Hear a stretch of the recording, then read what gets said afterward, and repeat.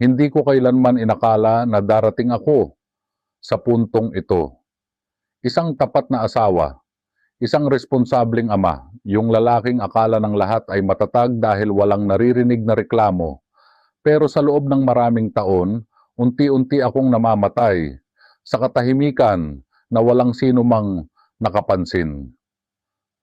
At nung dumating siya, nung hinawakan niya ang kamay ko sa gitna ng dilim, hindi ako naghanap ng pagkakasala. Naghanap lang ako ng isang tao na makakakita sa akin kung ikaw ang nasa lugar ko. At ang tanging taong nagparamdam sa iyong buhay ka pa ay ang taong bawal mong mahalin. Alam mo bang hindi mo gagawin ang parehong bagay? Sabi nila, ang pinakamasakit na parte ng pag-alis ng isang tao ay yung katahimikan na naiiwan niya. Pero mali sila. Ang pinakamasakit ay yung ingay ng mga alaala na hindi mo naman hiningi pero ayaw kang lubayan. 10 taon na ang nakalipas nung huli kong makita ang asawa ko sa airport. Dala yung maleta niyang kulay pula na may sira ang isang gulong. Sabi niya, para sa amin ni Mia ang gagawin niya, para sa kinabukasan, pero nung lumipas ang mga buwan at ang mga tawag niya ay naging kasing dalang na ng ulan sa tag-araw. Alam ko na bago pa man niya sabihin na may nahanap na siyang iba sa Taiwan. Tanga ko, di ba? O baka hindi tanga. Baka lang talagang pinili kong magbulag-bulagan dahil hindi ko alam kung paano magsasabi sa 10 taong gulang naming anak na ang nanay niya. Hindi na babalik. Naging parang anino ako sa sarili kong bahay. Gigising ng alas 5 ng umaga. Magluluto ng sinangag na minsan ay sunog pa ang bawang. Ihahatid si Mia sa eskwelahan at papasok sa trabaho bilang foreman sa construction. Pag-uwi, ganoon ulit. Isang ikot. Isang siklo na parang wala ng katapusan. Ang tanging kasama ko sa gabi ay ang tunog ng lumang orasan. Sa dingding na kulang na lang ay sigawan ako sa sobrang bagal ng takbo. At yung kape ko, laging maligamgam. Laging kulang sa tamis, tulad ng buhay ko. Pero sa bawat yugto ng pagkalunod ko, nandoon siya, si Sabrina, si Ate Sabrina. Kapatid siya ni Karina, ang panganay. 4 na taon ang tanda niya sa akin, pero sa tingin ko, parang mas matanda pa ang pagod niya sa mundo. Hindi siya nag-asawa. Sabi ng mga kapitbahay namin dito sa barangay, masyado raw siyang mapili. Pero ang totoo, alam kong kaya siya na natiling mag-isa, ay dahil sa pamilya niya, siya ang sumalo sa lahat nung pumanaw ang mga magulang nila. Siya ang nagpaaral kay Karina, at nung umalis si Karina, siya rin ang sumalo sa akin, sa amin ni Mia. Naaalala ko pa nung unang taon na wala si Karina.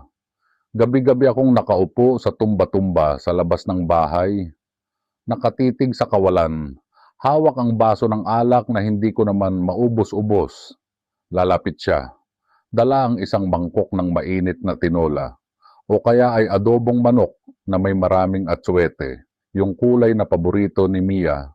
Arvin, kumain ka na, sasabihin niya. Mahina lang ang boses niya. Laging parang ayaw makabulahaw. Hindi siya titingin sa akin ng diretso. Ilalagay lang niya ang mangkok sa lamesa. Aayusin ang mga nakakalat na laruan ni Mia at kukunin ang mga labahin kong ilang araw nang nakatambak. May amoy siya na hinding-hindi ko makakalimutan. Amoy ng luya at ng sabon na panlaban na hinaluan ng banayad na halimuyak ng pulbo. Amoy ng isang tahanan na matagal ko nang hindi nararamdaman. Isang hapon, nakita ko siyang nagtatahi ng butas na medyas ni Mia. Nakasuot siya ng kupasing floral na apron na may mantsa ng harina sa gilid. Napansin ko ang mga kamay niya, magaspang, may mga kalyo sa dulo ng mga daliri dahil sa pananahi. Pero napakabilis gumalaw, ang gaan ng bawat kilos niya. Pinapanood ko siya mula sa pinto ng kusina at sa unang pagkakataon sa loob ng maraming taon. Naramdaman ko na hindi ako mag-isa, pero ang masakit, hiyang-hiya ako sa nararamdaman kong iyon Bakit ko nararamdaman to? Siya ang ate ni Karina, siya ang tita ni Mia sa mata ng lahat. Siya ang tagapagligtas ng wasak naming pamilya. Pero sa mata ko, nagsisimula na siyang maging higit pa roon. Salamat, ate. Sabi ko isang gabi habang iniaabot niya sa akin ang isang baso ng tubig. Huminto siya sa paglalakad. Nakatayo kami sa pagitan ng kusina at ng sala, kung saan ang tanging ilaw lang ay ang malamlam na bombilya sa kisame. Lumingon siya sa akin. Doon ko lang napansin na may maliliit na kulubot na sa gilid ng mga mata niya kapag hindi siya nakangiti. Pero ang mga mata niya, may lungkot doon na kaparehong-kapareho ng sa akin. Isang uri ng kalungkutan na hindi mo ipinagsisigawan. Isang kalungkutan na natutunan mo ng yakapin dahil wala ka ng ibang pagpipilian. Wala yon, Arvin. Tugon niya, pamilya tayo. At alam mo namang mahal na mahal ko si Mia. Pamilya? Yung salitang yun, parang sampal sa akin. Kinuha ko ang baso mula sa kamay niya at sa hindi inaasahang pagkakataon, nagkadikit ang mga daliri namin. Ang lamig ng tubig sa baso. Pero ang balat niya, ang init, parang kuryenteng gumuhit sa braso ko na nagpabilis sa tibok ng puso ko na matagal nang natutulog. Hindi siya agad bumitaw, nanatili ang mga daliri niya sa ibabaw ng sa akin ng 3 segundo. 3 segundong parang kasing haba ng 1 taon. Naririnig ko ang sarili kong hininga. Naririnig ko ang tibok ng puso ko na parang lalabas na sa dibdib ko. Nakita ko ang bahagyang pagbuka ng mga labi niya. Parang may gusto siyang sabihin, pero pinigilan niya ang sarili niya. Umiwas siya ng tingin. Sige na, matulog ka na. Maaga pa ang pasada mo bukas. Naglakad siya palabas ng pinto. Dala ang basket ng mga tuyong damit. Pinanood ko ang anino niya na unti-unting nilalamon ng dilim sa labas. At habang nakatitig ako sa basong hawak ko, isang tanong ang hindi ko maalis sa isip ko. Bakit ba ang mga bagay na nagbibigay sa atin ng kapayapaan, ang siyang mga bagay na ipinagbabawal ng mundo? Pag-ibig ba to? O baka gutom lang ako sa atensyon ng isang tao? O baka naman pareho? Hindi ko alam. Ang alam ko lang, nung gabing yun, hindi na yung orasan ang pinakamaingay sa bahay na to, kundi ang sarili kong puso na nagsisimulang tumibok para sa taong hinding-hindi ko dapat magustuhan. At nung gabing yun din, sa unang pagkakataon, napanaginipan ko siya. Hindi si Karina, hindi ang asawa kong nang iwan sa akin, kundi ang babaeng laging nandoon, tahimik na nag-aayos ng mga basag na piraso ng buhay ko. Habang nakahiga ako sa kama, tinitingnan ko ang bakanteng espasyo sa tabi ko. Doon ko napagtanto, ang tunay na panganib ay hindi ang pag-alis ng asawa mo. Ang tunay na panganib ay kapag naramdaman mong mas buo ka sa piling ng isang taong hindi mo kailanman maaring tawaging sa iyo. Kinabukasan, paggising ko, nakita ko ang isang tasa ng kape sa lamesa. May usok pa ito at sa tabi ng tasa, may isang maliit na platitong may pandesal. Alam kong galing sa kanya. Alam kong nandoon siya kanina habang natutulog ako. Ininom ko ang kape. Tamang-tama ang tamis. Tamang-tama ang init. Pero habang iniinom ko yon, naramdaman ko ang unang kurot ng kasalanan. Dahil alam ko, sa bawat higop ko ng kape na gawa niya, unti-unti akong lumalayo sa pampang kung saan ako ligtas. At sa dulo ng pampang na yon, alam kong walang naghihintay kundi ang bagyo na wawasak sa aming lahat. Napatingin ako sa labas ng bintana, maulap, mukhang uulan. At gaya ng panahon, nararamdaman kong may darating na hindi ko mapipigilan.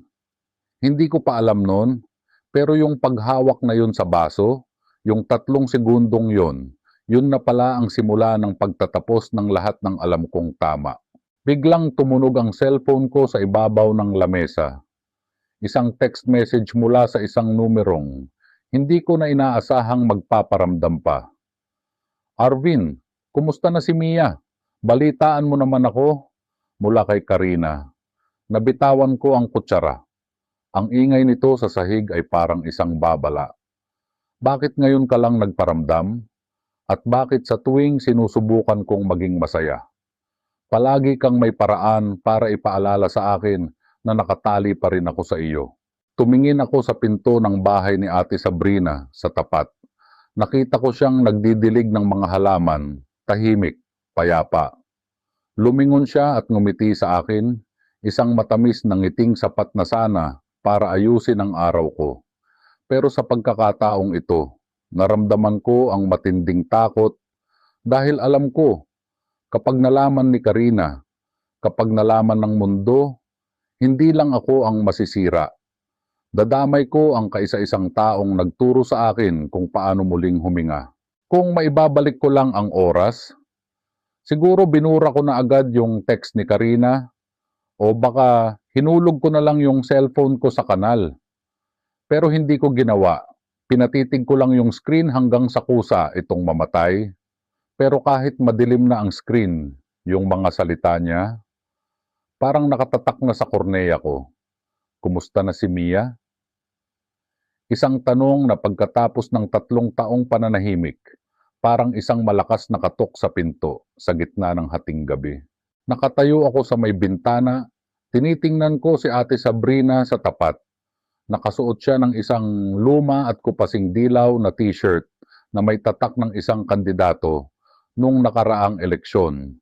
Ang buhok niya ay nakatali ng isang asul na garter na may mga himulmol na at sa likod ng tenga niya may nakasukbit na ballpen, laging handa sa paglilista ng mga utang sa maliit niyang tindahan.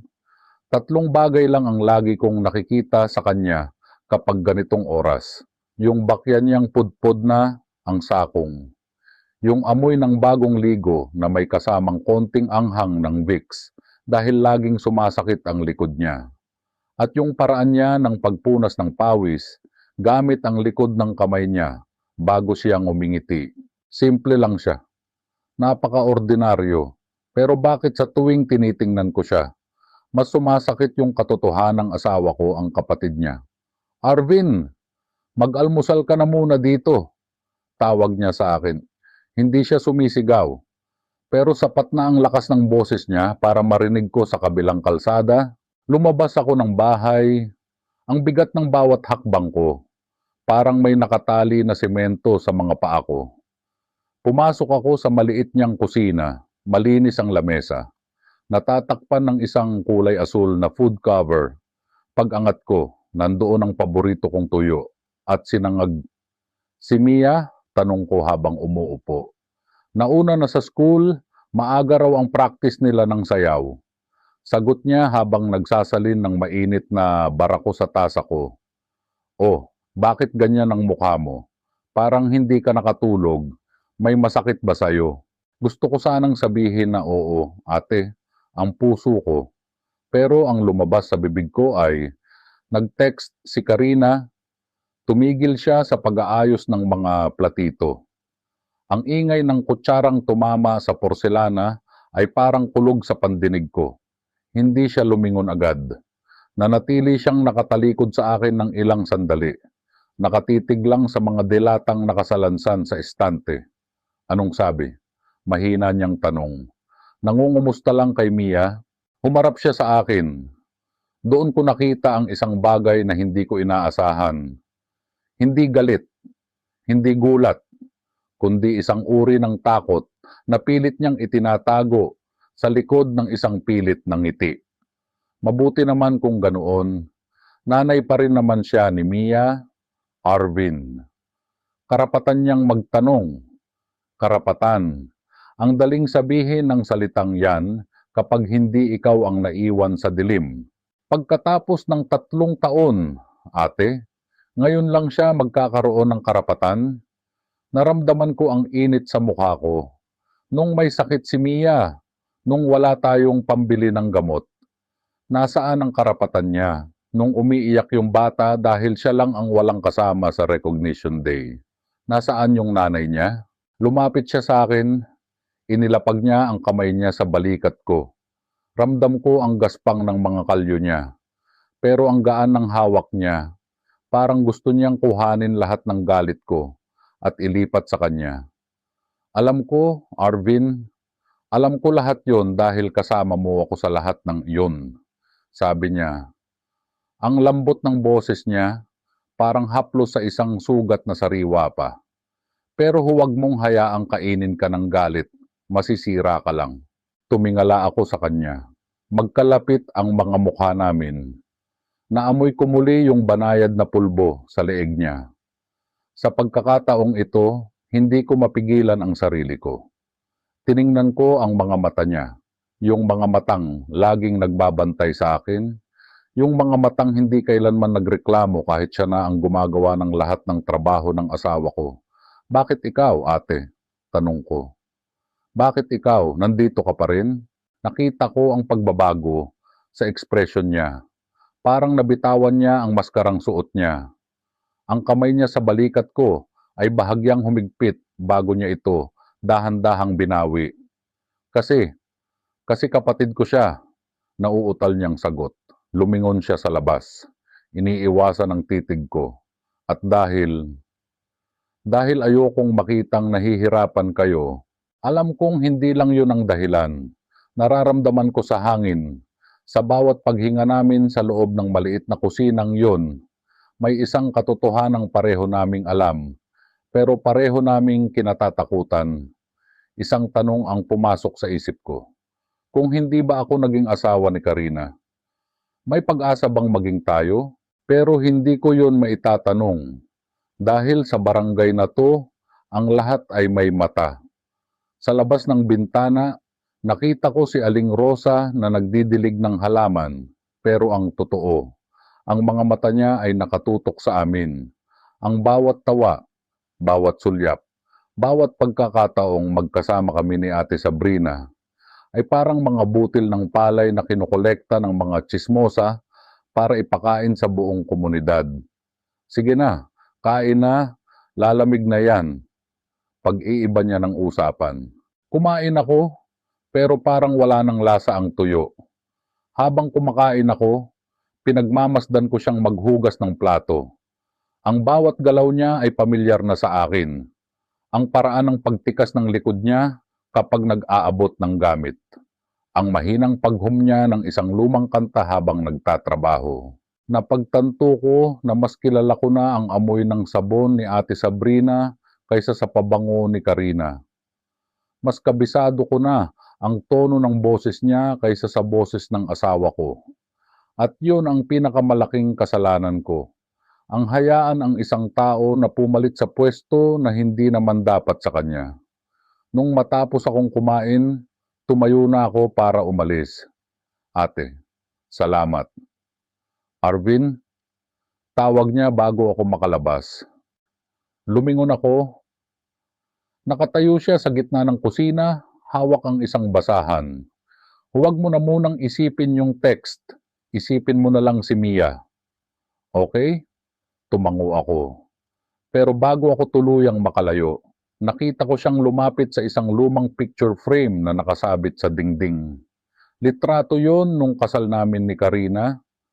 Nandoon siya sa tabi, nakangiti. Suot ang isang simpleng beige na gown. Nakita ko kung paano niya hinaplos ang mukha ko sa litrato. Hindi ang mukha ng kapatid niya, kundi ang mukha ko. Mabilis siyang umiwas nung mapansin niyang nakatingin pa ako. Lumabas ako ng bahay niya na mas mabigat ang loob kaysa nung pumasok ako.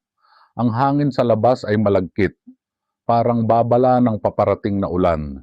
Sa kanto, nakita ko si Aling Rosa na kunyari ay nagwawalis. Pero alam kong kanina pa siya nakatingin. Maaga ka yata ngayon, Arvin? Tanong niya. May kasamang mali siya sa tono ng boses. Swerte mo talaga kay Sabrina, no? Parang siya na ang asawa mo sa sipag. Hindi ako sumagot, naglakad lang ako palayo. Pero ang mga salita ni Aling Rosa, parang mga bubuyog na humuhuni sa tenga ko. Parang siya na ang asawa mo. Pagdating ko sa kalsada kung saan ako sasakay ng tricycle, muli kong kinuha ang cellphone ko. May bagong message, hindi mula kay Karina, mula kay Ate Sabrina. Arvin, nakalimutan mo yung baon mo. Iniwan ko sa labas ng pinto nyo. Ingat sa gawa. Napahinto ako, napatingin ako sa mga kamay ko. Nanginginig ang mga ito. Bakit ba ang maliliit na bagay na to ang nagpapahirap sa akin?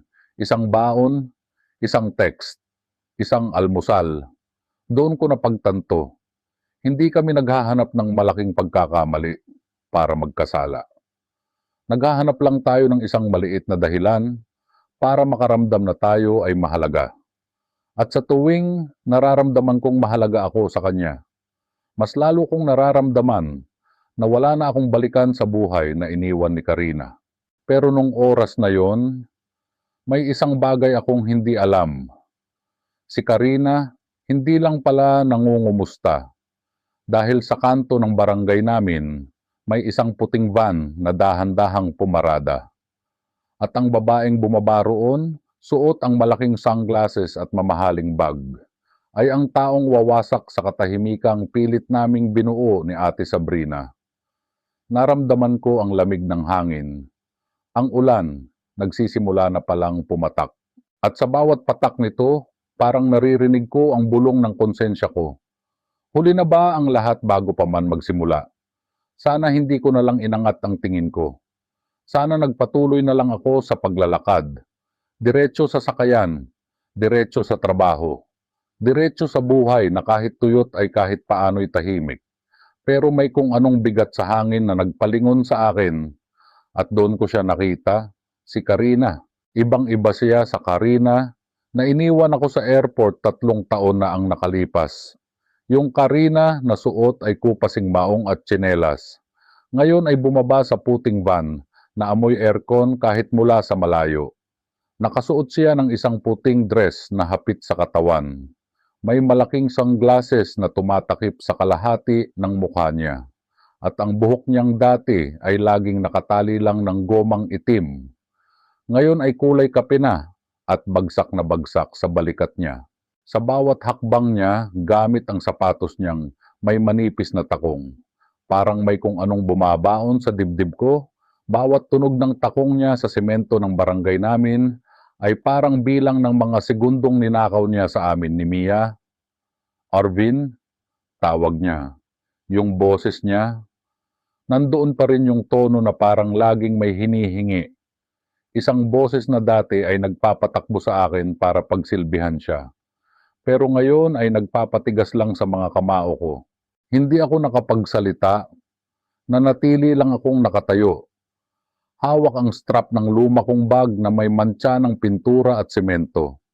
Ramdam ko ang tingin ng mga kapitbahay. Nakita ko si Aling Rosa na huminto sa pagwawalis. Ang walis tingting niya ay nanatili sa hangin. Ang mga mata ay naniningkit sa tuwa dahil sa nakikitang teleserye sa harap ng bahay niya. Anong ginagawa mo rito? Ang tanging lumabas sa bibig ko. Tuyot ang lalamunan ko. Parang uminom ako ng isang basong buhangin. Hindi siya sumagot agad. Tinanggal niya ang sunglasses niya. At doon, nakita ko ang mga matang dati ay tinitingnan ko ng may pagmamahal. Pero ngayon ay parang 2 banyagang nakatitig sa akin. May bahid ng pagsisisi? Siguro. O baka pagod lang. Uuwi na ako, Arvin. Na-miss ko ang anak ko. Sabi niya, sabay hakbang palapit sa akin. Ang amoy niya ay amoy ng mamahaling pabango, yung amoy na nakakahilo. Yung amoy na hindi nababagay sa alikabok ng kalsada namin. Sobrang layo sa amoy ng luya at pulbo ni Ate Sabrina. At sa pagbanggit niya ng pangalan ni Mia, parang may sumabog sa loob ko. Ngayon mo lang siya na-miss?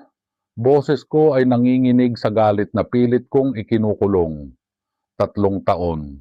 Karina, 3 taon na ang tanging natanggap niya sa iyo ay 3 tawag at isang balikbayan box na puno ng tsokolate.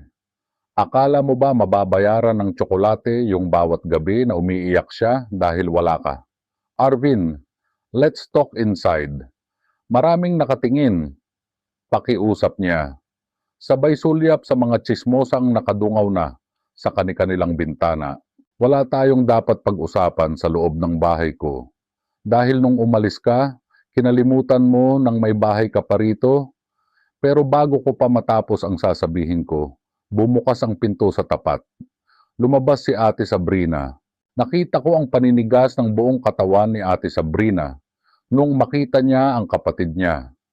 Ang basket ng mga nilabhan na hawak niya ay dahan-dahang bumaba hanggang sa sumayad sa lupa.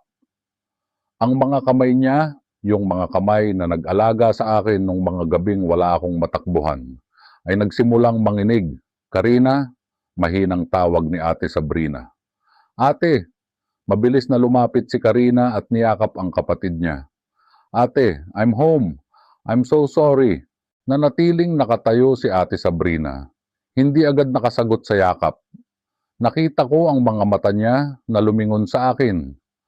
At sa sulyap na yon, nakita ko ang lahat, ang takot, ang selos, ang pagguho ng munting mundo na dahan-dahan naming binuo sa loob ng 3 taon. Parang sinasabi ng mga mata niya, Arvin, tapos na ang panaginip natin, nandito na ang tunay na may-ari sa'yo. Bumitaw si Karina sa yakap at tiningnan ng kapatid mula ulo hanggang paa. Ate, ang itim mo na at tingnan mo yung suot mo. Para kang katulong. Don't worry, marami akong dalang damit para sa'yo. At pera, marami akong naipon. Nakita ko kung paano napayuko si Ate Sabrina. Ang mga salita ni Karina, kahit parang malambing, ay parang mga latay sa balat. Hindi alam ni Karina na ang itsurang katulong na sinasabi niya ang dahilan kung bakit kami nakakain ni Mia ng 3 beses sa isang araw. Salamat, Karina. Mahinang sabi ni Ate Sabrina. Mabuti at nakauwi ka na. Bakit ang bait mo pa rin, ate? Bakit hindi mo siya sigawan? Bakit hindi mo sabihin sa kanya na habang nagpapakasasa siya sa ibang bansa kasama ang ibang lalaki? Ikaw ang pumuno sa pagkukulang niya. Nasaan si Mia? Gusto ko na siyang makita. Excited na tanong ni Karina. Parang walang nangyaring masama. Parang umalis lang siya para mamalengke at ngayon ay nagbabalik na. Nasa school pa siya. Sagot ni Ate Sabrina. Tumingin siya sa akin. Humihingi ng tulong o baka humihingi ng permiso. Arvin, baka pwedeng papasukin muna natin siya. Mainit dito sa labas. Gusto kong sumigaw ng hindi. Gusto kong itaboy si Karina pabalik sa van na pinanggalingan niya. Pero nung makita ko ang lungkot sa mga mata ni Ate Sabrina, naramdaman ko ang matinding pagkapagod. Pagod na hindi kayang idaan sa tulog. Bahala kayo, sabi ko na lang. Sabay talikod. Naglakad ako palayo. Hindi ko na inintindi ang tawag nila. Naglakad ako hanggang sa marating ko ang dulo ng kalsada, kung saan walang makakakita sa akin. Sumandal ako sa isang pader at doon, sa unang pagkakataon sa loob ng maraming taon, naramdaman ko ang pag-init ng mga mata ko. Bakit ngayon pa? Bakit kung kailan natututunan ko ng tumingin kay Ate Sabrina nang hindi nakakaramdam ng sobrang hiya? Bakit kung kailan ang bawat almusal at bawat text niya ay nagiging sapat na para makalimutan ko ang pait ng kahapon? Kinuha ko ang cellphone ko. Gusto kong i-text si Ate Sabrina. Gusto kong sabihin sa kanya na huwag kang matakot, hindi kita iiwan. Pero anong karapatan ko? Anong label ko sa buhay niya? Bayaw? Kasambahay sa emosyon? Binulsa ko ulit ang cellphone. Isang tanong ang pilit na kumakawala sa isip ko. Sino ba talaga ang asawa ko? Ang babaeng nasa loob ng bahay ko na may dalang pera at pabango? O ang babaeng nasa tapat ng bahay ko na may dalang malasakit at pagmamahal? Hindi ko pa alam ang sagot. Pero alam ko ang isang bagay, ang pagbabalik ni Karina ay hindi para buuin ang pamilya namin. Ito ay para ipaalala sa akin na sa mundong ito, ang pag-ibig na totoo ay madalas na nakatago sa ilalim ng mga pangalang hindi natin pwedeng angkinin. At habang bumubuhos ang ulan, ramdam ko ang lamig na unti-unting pumapasok sa buto ko. Hindi ito dahil sa basa ako, kundi dahil alam ko, Simula sa araw na ito, kailangan ko nang mamili. At sa bawat pagpili, may isang taong kailangang masaktan. Sana lang, hindi si Ate Sabrina ang taong yon. Pero sino nga ba ang niloloko ko? Simula nung minahal ko ang kapatid ng asawa ko, hinatulan ko na ang sarili ko sa isang buhay na puno ng lihim at pagsisisi. Paglingon ko sa malayo, nakita ko si Mia na naglalakad pa uwi. Masayang naglulundag sa ulan, walang kamalay-malay na sa loob ng bahay namin. Ang babaeng matagal na niyang kinalimutang tawaging nanay ay naghihintay para bawiin ang isang pwesto na matagal na niyang tinalikuran, at ang pwestong yon ay ang tanging lugar kung saan ko naramdaman na mahalaga ako sa piling ni Ate Sabrina. Anong gagawin mo kapag ang taong nang iwan sa iyo ay bumalik para bawiin ang lahat? Pati na ang kaligayahang nahanap mo sa piling ng taong bawal mong mahalin? Isang tanong na kahit ako, hindi ko alam kung paano sasagutin. O baka naman, ayaw ko lang talagang malaman ang sagot. Kung mayroon man akong isang bagay na pinagsisisihan sa buhay ko, iyon ay ang hindi ko pagkakandado ng pinto nung hapong iyon. Sana ay hinayaan ko na lang na manatiling sarado ang lahat, ang pinto, ang puso ko, ang mga alaala. Pero hindi ganoon ang buhay. Minsan, ang mga bagay na pilit nating itinatago ay kusang lumalabas sa sandaling hindi tayo handa. Pumasok ako sa bahay na parang isang banyaga. Ang dati tahimik at amoy pangat na kusina namin. Ngayon ay puno ng amoy ng Channel No 5. Ang paboritong pabango ni Karina na binili niya raw sa duty free, nakapatong ang kanyang mamahaling leather na bag sa ibabaw ng luma naming lamesang kahoy. Katabi ng platito ng tuyo na hindi ko naubos kaninang umaga. Ang kontrast ng dalawang bagay na iyon ay parang isang malupit na biro. Nakita ko si Ate Sabrina sa gilid, nagtitimpla ng juice. Nakatalikod siya sa akin, pero kitang-kita ko ang tensyon sa kanyang mga balikat. Ang mga kamay niya ay nanginginig habang hinahalo ang pitsel. Ang tunog ng kutsara sa baso ay parang isang alarma na ayaw tumigil. Arvin, tignan mo, boses ni Karina. Masigla pero may halong pilit. Dinalhan ko si Mia ng bagong laptop at itong mga damit, branded lahat to. Siguradong magugustuhan niya. Hindi ako sumagot. Umupo ako sa tapat niya. Pero ang paningin ko ay na kay Ate Sabrina. Gusto kong lapitan si ate. Gusto kong sabihin sa kanya na hindi niya kailangang magsilbi rito na parang katulong. Pero paano? Sa paningin ni Karina. Si Ate Sabrina ay ang mabait na ate na laging nandoon para tumulong. Hindi niya alam na si Ate Sabrina ang naging pundasyon ng bahay na ito nung gumuho ang lahat dahil sa kanya. Bakit ka pa bumalik, Karina? Mahina akong tanong. Hindi ako tumitingin sa kanya. Nakatingin lang ako sa butas na bahagi ng tablecloth namin na tinakpan ni Ate Sabrina ng isang maliit na bordadong tela. Sabi ko naman sa'yo, miss ko na ang pamilya ko, sagot niya, sabay hawak sa kamay ko. Mabilis kong binawi ang kamay ko. Parang napaso ako sa haplos niya. Ang balat niya ay malambot, halatang hindi nagtatrabaho ng mabigat. Sobrang layo sa magaspang at may kalyong kamay ni Ate Sabrina na gabi-gabing naglalaban ng uniforme ni Mia. Pamilya, natawa ako ng mapait. Nung nandoon ka sa Taiwan, nung kasama mo yung lalaking yon, naisip mo ba ang salitang pamilya? Nung hindi mo sinasagot ang mga tawag ko dahil busy ka raw, nandoon ba sa diksyonaryo mo ang salitang pamilya? Nagkamali ako. Okay, sigaw niya. Nagsisimula nang lumabas ang tunay niyang kulay. Pero tao lang ako, Arvin. Naghahanap din ako ng kalinga. At heto na ako, bumalik na ako para ayusin ang lahat. Anong gusto mong gawin ko? Lumuhod sa harap mo. Sa gilid ng mata ko, nakita ko ang bahagyang pagpihit ni Ate Sabrina. Nakita ko ang paglunok niya. Alam kong nasasaktan siya. Nasasaktan siya para sa akin. o baka nasasaktan siya dahil nararamdaman niyang pilit kong binubuhay ang galit ko kay Karina. Isang galit na ang kabaligtaran ay madalas pa ring pag-ibig.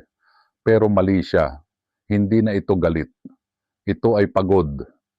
Isang pagod na si Ate Sabrina lang ang nakakaalam kung paano gamutin. Eksaktong sandaling iyon, bumukas ang pinto sa labas. Tay, Ate Sabrina, nandito na po ako. Si Mia, tumayo si Karina, halatang excited at kinakabahan. Si Ate Sabrina naman ay tila naging estatwa sa kinatatayuan niya. Ang juice na tinitimpla niya ay bahagyang natapon sa sahig. Pero hindi na niya ito napansin. Pumasok si Mia sa kusina. Pawisan ang noo, bit-bit ang kanyang school bag na may mga keychain na binili sa kanya ni Ate Sabrina. Huminto siya nung makita niya ang isang banyagang babae sa loob ng bahay namin. Mia, ang tinig ni Karina ay basag. Lumapit siya sa anak namin.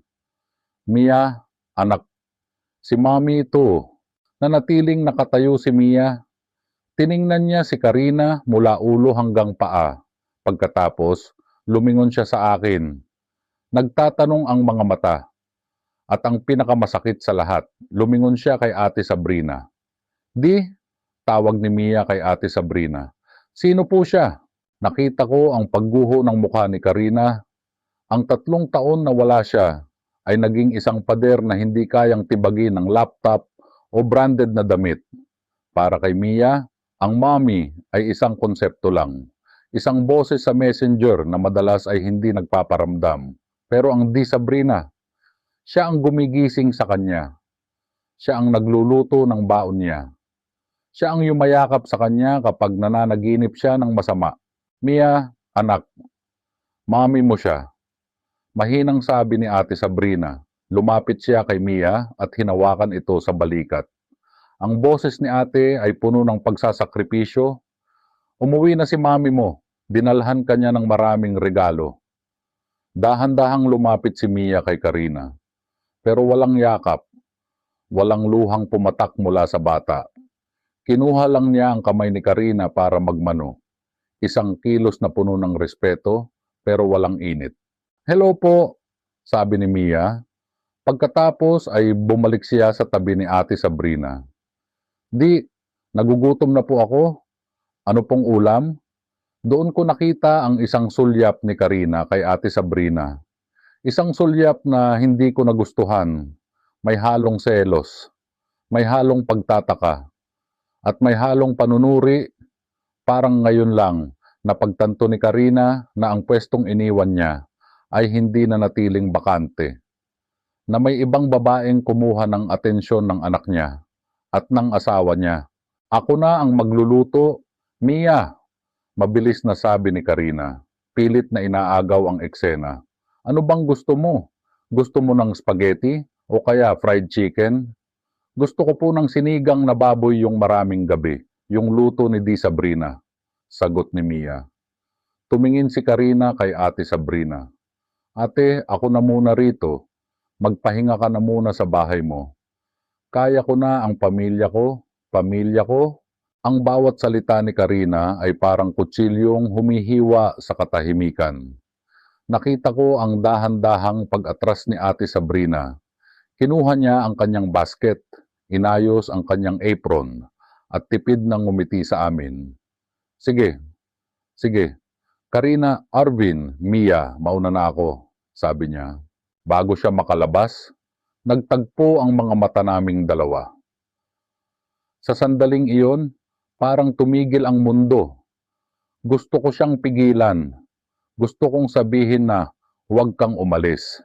Ikaw ang kailangan namin dito. Ikaw ang kailangan ko. Pero nakatali ako. Nakatali ako sa isang papel, sa isang sumpa sa harap ng altar na matagal nang binaboy ng babaeng nasa harap ko ngayon. Lumabas si Ate Sabrina. Ang pagsara ng pinto ay parang tunog ng isang kandado na nagkukulong sa akin sa loob ng isang impyernong puno ng mga branded na gamit at pekeng pagsisisi. Arvin, tulungan mo naman ako rito sa mga gamit, sabi ni Karina. Parang balik na sa dati ang lahat. Hindi ko siya sinagot. Pumasok ako sa kwarto at nahiga. Naamoy ko ang unan ko. Naamoy ko ang bakas ng pulbo na naiwan ni Ate Sabrina nung huling beses siyang nag-ayos ng kwarto ko. Hinawakan ko ang unan ng mahigpit. Doon ko napagtanto ang isang nakakatakot na katotohanan. Ang kasalanan ay hindi lang matatagpuan sa mga bawal na haplos o sa mga nakaw na halik.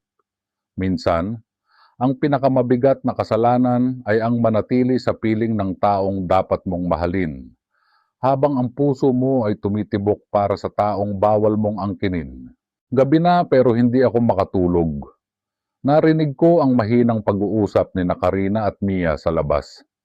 Naririnig ko ang pilit na tawa ni Karina at sa kabila ng dingding, sa bahay sa tapat, nakita ko ang isang maliit na liwanag mula sa bintana ni Ate Sabrina.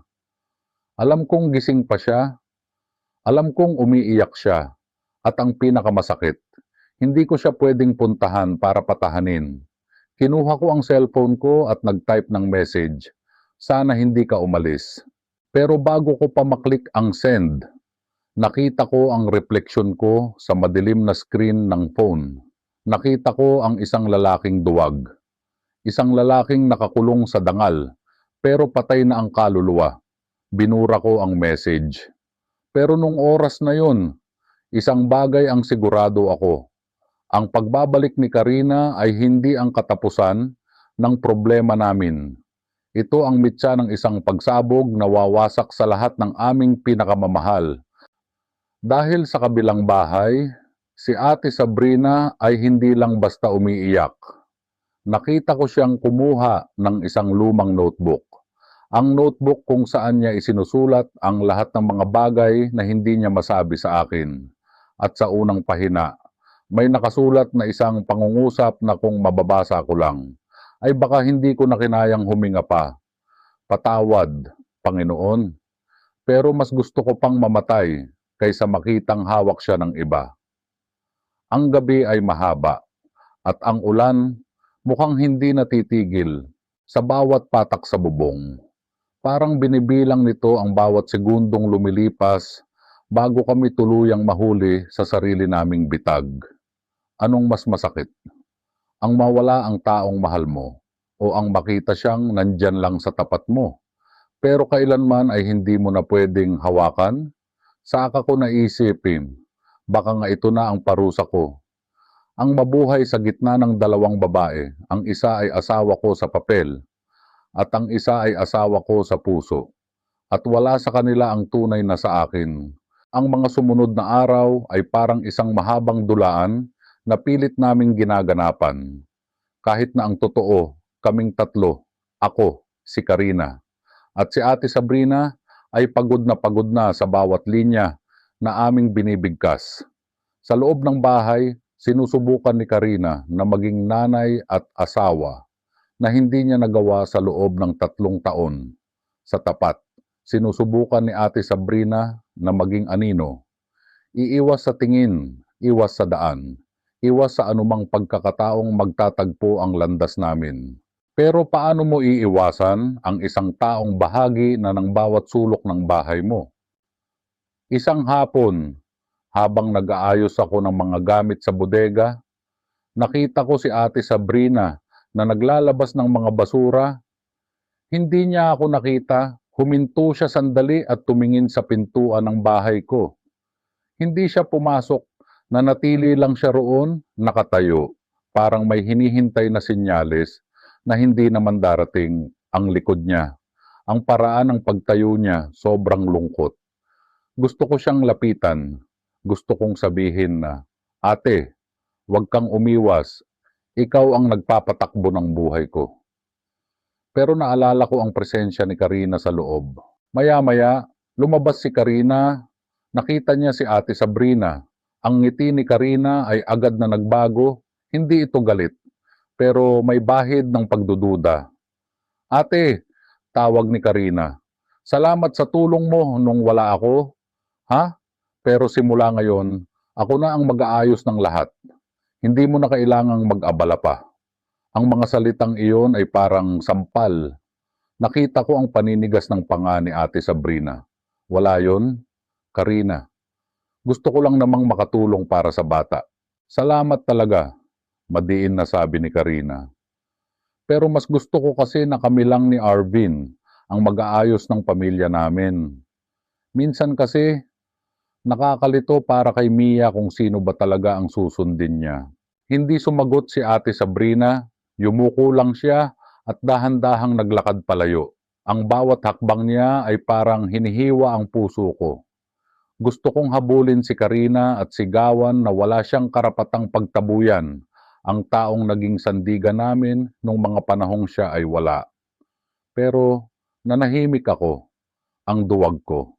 Nung gabi, hindi ako makatulog. Ang init ng kwarto ay parang lalong nagpapadama ng sikip sa dibdib ko. Nakita ko si Karina na nakatalikod sa akin. Kunwari ay natutulog na. Pero alam kong gising siya, naririnig ko ang mahinang tunog ng kanyang paghinga. Arvin, bulong niya. Hindi siya humarap. Bakit parang ang layo mo pa rin? Bumalik na ako. Ito na ang bahay natin. Pagod lang ako, Karina. Sagot ko. Pagod ka? O baka dahil nasanay ka na nawala ako? O baka dahil may iba ka nang nakasanayan? Tumahimik ako. Ang tanong niya ay parang kutsilyong tumama sa mismong sugat. Gusto ko siyang sagutin, pero anong sasabihin ko? Na ang puso ko ay laging tumitingin sa tapat ng bahay?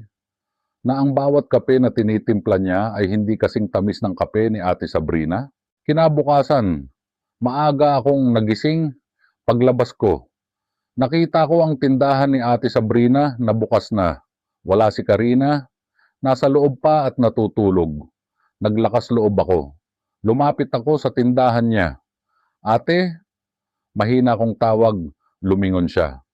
Ang mga mata niya ay may bakas ng puyat. Pero nung makita niya ako, ang pagod na iyon ay napalitan ng pait. Bakit ka nandito, Arvin? Baka makita ka ni Karina. Hindi ko na kaya, ate. Ang hirap, sabi ko. Ang boses ko ay parang bata na naghahanap ng kalinga. Lumapit siya sa counter. Malapit sa akin, dapat mo siyang harapin. Asawa mo siya, pamilya kayo. Ako, labas na ako rito. Hindi ka labas, ikaw ang kasama ko sa lahat ng hirap. Pero wala akong karapatan. Biglang lakas ng boses niya. Tumingin siya sa paligid, baka may makarinig. Wala akong karapatan sa iyo, Arvin. Ang kapatid ko ang asawa mo. Nakakahiya sa mata ng tao, nakakahiya sa mata ng Diyos. Gusto mo bang maging usap-usapan tayo sa buong barangay? Hindi ko naman hiningi na mahalin kita, ate. Tumahimik ang buong paligid. Ang hangin ay tila huminto. Nakita ko ang paggulat sa mukha niya. Ang pag-amin ko ay parang isang bombang sumabog sa gitna namin. Lumapit siya sa akin. Ang mga kamay niya ay nanginginig nung hawakan niya ang pisngi ko. Isang haplos na puno ng pagmamahal, pero puno rin ng paalam. Arvin, sabi niya, may mga luhang namumuo sa gilid ng mga mata niya. Hindi tayo pwedeng maging tayo. Ang pagmamahal nato, ito yung klase ng pag-ibig na kailangang ibaon sa lupa para hindi tayo tuluyang mamatay. Pakiusap, lumayo ka na sa akin. Hayaan mo na lang akong maging alaala na lang. Bumitaw siya at pumasok sa loob ng bahay niya at tuluyang isinara ang pinto.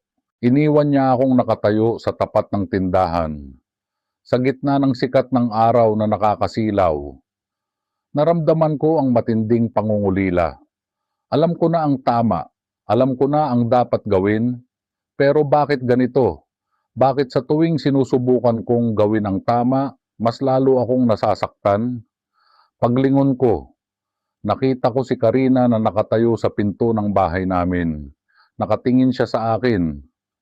Hindi ko alam kung narinig niya ang pag-uusap namin. Pero ang titig niya ay puno ng hinala. Sino ang kausap mo? Tanong niya. Wala. Bumibili lang ako ng yelo. Sagot ko. Naglakad ako pabalik sa bahay. Habang naglalakad ako, ramdam ko ang bawat tingin ng mga kapitbahay. Alam kong alam nila Alam kong ang buong barangay ay nakikinig sa bawat galaw namin. Pagpasok ko sa loob, kinuha ko ang cellphone ko at tiningnan ang mga text ni Ate Sabrina dati. Ingat ka sa trabaho, kumain ka na ba? Huwag mong pabayaan ang sarili mo. Binura ko lahat. Isa-isa. Ang bawat pagbura ay parang pagpunit sa isang bahagi ng puso ko. Pagtapos ng lahat, naiwan akong nakatitig sa screen na wala ng laman. Ang ganda ng bahay namin, ang ganda ng mga gamit ni Karina, pero ang lahat ay parang walang kulay. Dahil ang tunay na kulay ng buhay ko ay nasa tapat lang ng bahay. Sa loob ng isang silid na hindi ko na kailanman pwedeng pasukin. Gabi na naman, ang dilim ay muling bumabalot sa barangay. Sa tapat, nakita ko na naman ang liwanag mula sa bintana ni Ate Sabrina. Patay na ang ilaw sa tindahan niya. Pero alam ko, gaya ko. Hindi rin siya natutulog. Pareho kaming nakatingin sa kisame. Parehong nagtatanong kung bakit kailangang maging ganito kahirap ang magmahal. At habang nakahiga ako sa tabi ni Karina, alam ko na ang susunod na kabanata ng buhay namin ay magiging puno ng mga lihim na maaari kaming lamunin ng buo. Ang tanging dasal ko na lang, sana, balang araw, matutunan ko ring patawarin ang sarili ko sa paghahanap ng kaligayahan sa isang lugar na hindi naman para sa akin. Lumipas ang mga araw na parang mga anino. Mabilis pero nakakasilaw.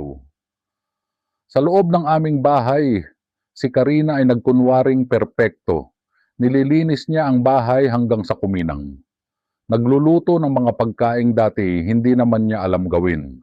At laging nakadikit sa akin na parang isang aninong takot mawala ng tinitignan. Pero ang lahat ng ito ay nararamdaman kong peke. Isang pagtatanghal para sa isang madlang hindi naman nanonood.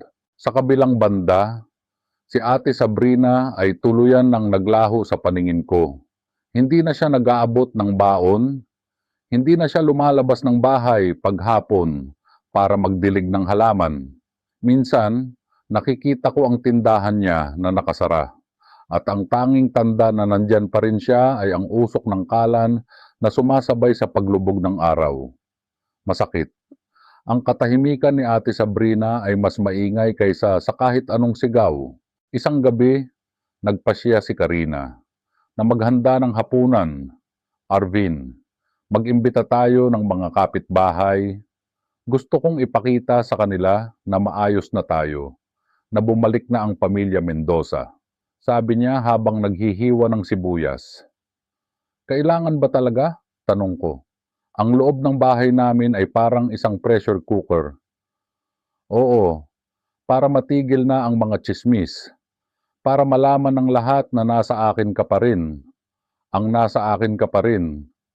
Ang salitang iyon ay parang isang kadenang nakapulupot sa leeg ko. Dumating ang gabi ng kainan. Dumating ang mga kapitbahay. Kabilang si Aling Rosa na halatang naghihintay ng madidulas na salita. Si Ate Sabrina naman, pilit na inimbita ni Karina. Wala siyang nagawa kundi ang pumunta, nakasuot siya ng isang lumang bestida. Simple, walang kolorete sa mukha. Pero sa mata ko, siya ang pinakamagandang babae sa loob ng bahay na iyon. Habang nagkwekwentuhan ang mga tao, sinadya ni Karina na umupo sa tabi ko at akbayan ako. Swerte ko kay Arvin. 'Di ba? Hindi niya ako iniwan kahit na ang tagal kong nawala. Ramdam ko ang pag-iwas ng tingin ni Ate Sabrina. Kinuha niya ang baso niya at uminom ng tubig. Pero nakita ko ang panginginig ng mga kamay niya. Oo nga naman, gatong ni Aling Rosa, habang pasimpleng tumitingin kay Sabrina. Pero buti na lang at nandyan si Sabrina, no? Kung hindi sa kanya, baka hindi na nakakain ng maayos ang mag-ama na to nung mga panahong wala ka, Karina. Tumahimik ang buong paligid, ang hangin ay tila naging manipis. Nakita ko ang pagbabago ng mukha ni Karina. Ang ngiti niya ay nanatili. Pero ang mga mata niya ay naging kasing lamig ng yelo. Naku, opo naman, sagot ni Karina. Utang na loob ko rin kay ate ang pag-alaga sa kanila, pero ngayon na nandito na ako, Hindi ko nahahayaang may ibang makialam pa sa asawa ko. 'Di ba, Arvin? Lahat ng mata ay tumingin sa akin. Ang presyur ay parang isang malaking bato na nakadagan sa dibdib ko. Tumingin ako kay Ate Sabrina. Nakayuko lang siya.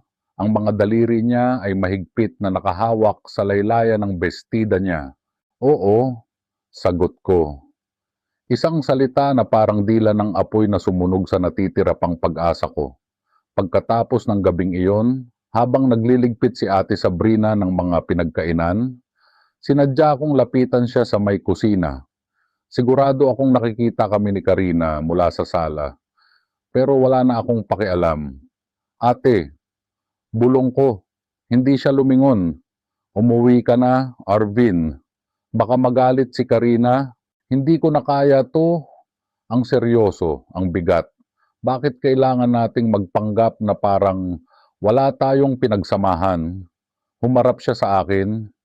Sa pagkakataong ito, hindi ko na nakita ang pait. Nakita ko ang pagod. Dahil yon ang tama, Arvin, pakiusap. Kapag nagpatuloy to, tayong dalawa ang kawawa, ang bata ang kawawa.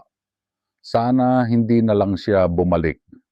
Sabi ko nang hindi ko namamalayan, biglang tumigil ang lahat. Sa likod namin, narinig ko ang pagbagsak ng isang baso sa sahig. Paglingon namin, nandoon si Karina, nakatayo sa may pinto. Puno ng galit at luha ang mga mata. So, yun ang gusto mo? Tanong ni Karina. Ang boses niya ay nanginginig. Gusto mo palang mawala ako? Gusto mong mawala ako para mapunta ka sa kanya?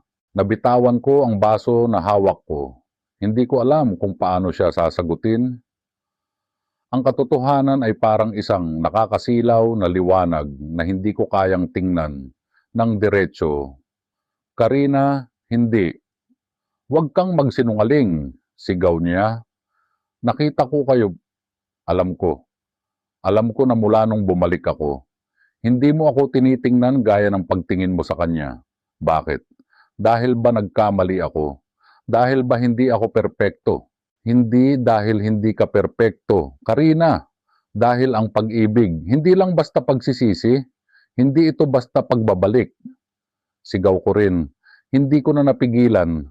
Ang 3 taon na pigil na galit, ang 3 taon na pananahimik, lahat yon ay lumabas. Lahat ng pagod, lahat ng gutom, lahat ng gabing mag-isa ako habang siya ay masaya sa iba. Nagkamali ako, Arvin, pero asawa mo ako. Asawa mo ako sa papel, Karina. Pero nasaan ka nung mga gabing kailangan kita? Nakita ko si Ate Sabrina na unti-unting umaatras. Tama na, sabi niya. Nanginginig. Tama na. Arvin, umalis ka na. Karina, huwag niyo akong idamay sa away niyo. Pero huli na. Ang huling sinabi ni Ate Sabrina ang nagtulak kay Karina para tuluyang mawala sa katinuan. Ikaw, turo ni Karina kay Ate Sabrina. Ikaw ang ahas. Ikaw ang dahilan kung bakit hindi na ako mahal ng asawa ko. Inakit mo siya nung wala ako, no? Inakit mo siya para mapunta sa iyo ang pamilya ko. Hindi totoo yan. Sigaw ko, humarang ako sa harap ni Ate Sabrina. Talaga? Bakit mo siya pinoprotektahan? Sa sandaling iyon, ang katahimikan ng bahay ay napalitan ng ingay ng gulo. Hindi pisikal na gulo, kundi emosyonal na digmaan. Alam ko, bukas ng umaga, ang buong barangay ay pag-uusapan na naman kami. Umalis si Ate Sabrina sa bahay, tumakbo siya palabas. Hindi na huminto kahit tinatawag ko siya. Naiwan kami ni Karina sa gitna ng kusina, sa gitna ng mga basag na baso at mga basag na pangako. Kung gusto mong maging maligaya, Arvin, sabi ni Karina habang humihikbi, kunin mo siya, pero tandaan mo, hinding-hindi ka papatawarin ng anak mo. Hinding-hindi ka papatawarin ng pamilya ko. Tinalikuran niya ako at pumasok sa kwarto. Naiwan akong mag-isa sa kusina. Sa labas, nagsisimula na naman ang ulan. Ang tunog nito sa yero ay parang mga yabag ng isang taong paalis. At sa pagkakataong ito, alam ko na hindi na lang ito pag-aaway ng mag-asawa. Ito na ang katapusan ng lahat ng nalalaman naming totoo. Kinuha ko ang cellphone ko. Gusto kong tumawag. Gusto kong humingi ng patawad kay Ate Sabrina. Pero anong silbi ng sorry kung ang bawat sorry ay naglalapit lang sa amin sa mas malalim na hukay? Naupo ako sa sahig, sa tabi ng mga basag na baso. Ang bawat piraso ay parang buhay ko. Basag. Hindi na pwedeng buuin ng hindi ka nasusugatan.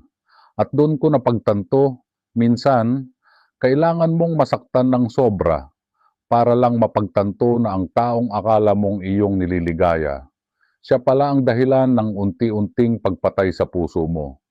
Pero ang tanong, paano ako aalis? Paano ko iiwan ang nakaraan kung ang kinabukasan ko ay nakasalalay sa isang taong hindi ko pwedeng angkinin? Ang gabi ay napakadilim, at sa dilim na yon, natatakot ako sa sarili ko.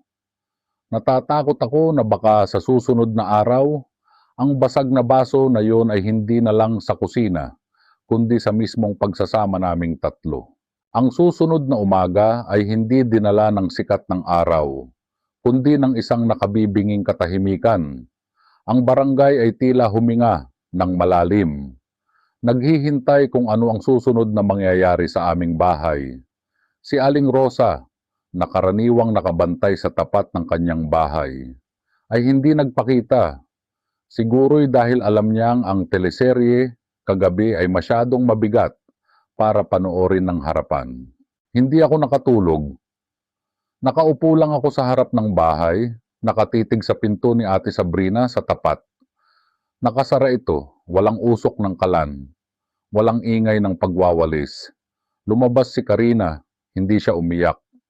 Ang mukha niya ay parang bato, walang emosyon, walang bakas ng pagod. Mia is at school. Huwag mo siyang guluhin, sabi niya ng malamig. At ikaw, may kailangan tayong pag-usapan. Anong pag-uusapan, Karina? Lahat ng kailangan nating sabihin. Nasabi na kagabi. Hindi pa, sagot niya.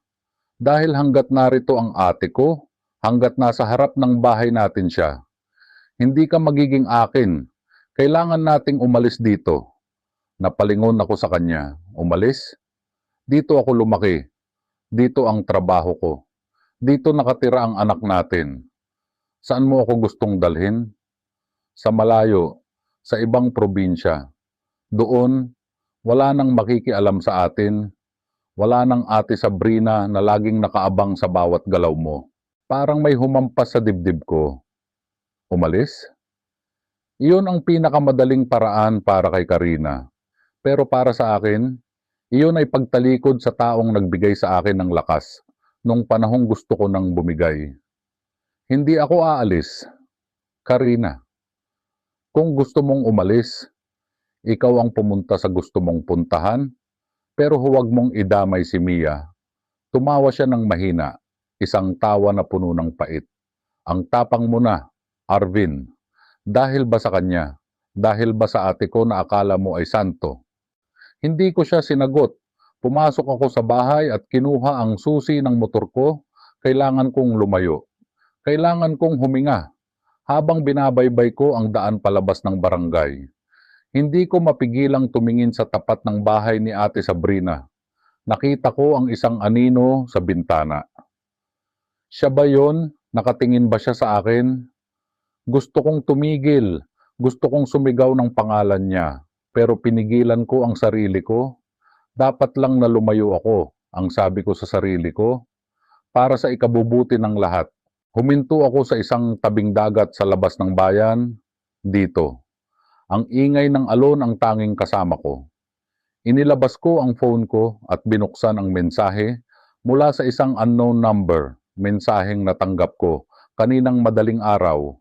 Arvin, huwag mo na akong hanapin. Umalis na ako para sa katahimikan ng pamilya mo. Salamat sa lahat. Magpakabuti ka para kay Mia, Ate Sabrina. Nanginig ang kamay ko. Umalis na siya. Umalis siya nang walang paalam. Umalis siya para hindi na ako mahirapan.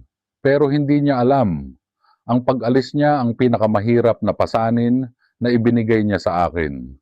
Habang nakaupo ako sa buhangin, naalala ko ang lahat, ang bawat pagmamalasakit niya, ang bawat kape sa umaga, ang bawat tingin niya na nagsasabing, nandito lang ako. Ngayon, wala na siya, ang bahay sa tapat ay magiging kasing lamig na rin ng puso ko. Bumalik ako sa barangay ng hapong iyon. Dala ang isang desisyon na hindi ko alam kung tama. Pagdating ko sa bahay, nadatnan ko si Karina na nag-iimpake. Aalis tayo, Arvin, sabi niya. Nag-book na ako ng bus pa Maynila. Doon tayo magsisimula. Tiningnan ko ang mga gamit namin. Tiningnan ko ang mga laruan ni Mia. Tiningnan ko ang bahay ni Ate Sabrina sa tapat. Sarado pa rin. Hindi ako sasama, Karina. Mahinahon kong sinabi.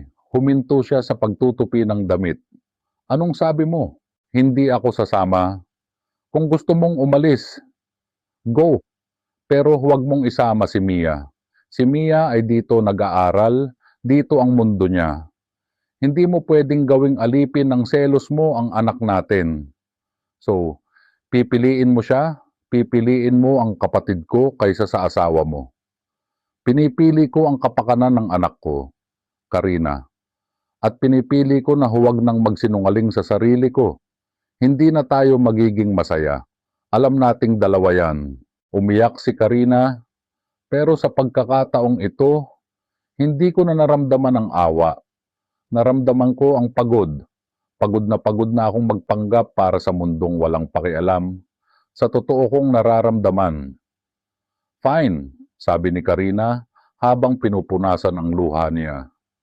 Pero tandaan mo to, Arvin. Balang araw, pagsisisihan mo ang araw na pinili mo ang isang taong hinding-hindi magiging sayo. Umalis si Karina nung gabi ring iyon. Mag-isa. Hindi niya isinama si Mia. Hindi siya lumingon. Iniwan niya ang bahay na dati ay binuo namin. Iniwan niya ako sa gitna ng isang pagkakamali na hindi ko alam kung paano maitatama. Naiwan kami ni Mia. Tahimik ang bahay. Lumabas ako ng bahay at tumawid sa tapat. Kumatok ako sa pinto ni Ate Sabrina. Walang sumasagot. Kumatok ako ulit. Mas malakas na, Ate Sabrina. Alam kong wala ka na, pero kung naririnig mo ako, sana masaya ka kung nasaan ka man. Pagtalikod ko, may napansin akong isang maliit na papel na nakadikit sa ilalim ng lock ng pinto. Kinuha ko ito, sulat kamay niya. Arvin, hindi ako umalis dahil ayaw ko sa inyo. Umalis ako dahil gusto kong maramdaman mo ang pamilya mo nang wala ako sa gitna. Huwag mo akong hanapin. Ang pag-ibig, kung tunay, hindi nangangailangan ng presensya para mabuhay. Sapat na sa akin na alam kong malaya ka na. Natumba ako sa tapat ng pinto niya. Ang mga salita niya ay parang mga talim na bumabaon sa dibdib ko. Malayang tao na ako sa papel. Pero sa puso ko, parang mas lalo akong nakakulong. Ngayong wala na si Karina at wala na rin si Ate Sabrina, ano na ang matitira sa akin? Nilingon ko ang bahay namin. Nakita ko si Mia sa bintana. Nakatingin sa akin, ang anak ko, ang tanging katotohanan na natitira sa buhay ko.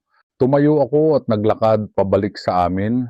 Sa bawat hakbang ko, nararamdaman ko ang pagbabago. Hindi na ako ang Arvin na duwag, pero hindi na rin ako ang Arvin na masaya. Ako na lang ang Arvin na natira, na naghahanap ng sagot sa isang tanong na matagal nang iniwan ng tadhana.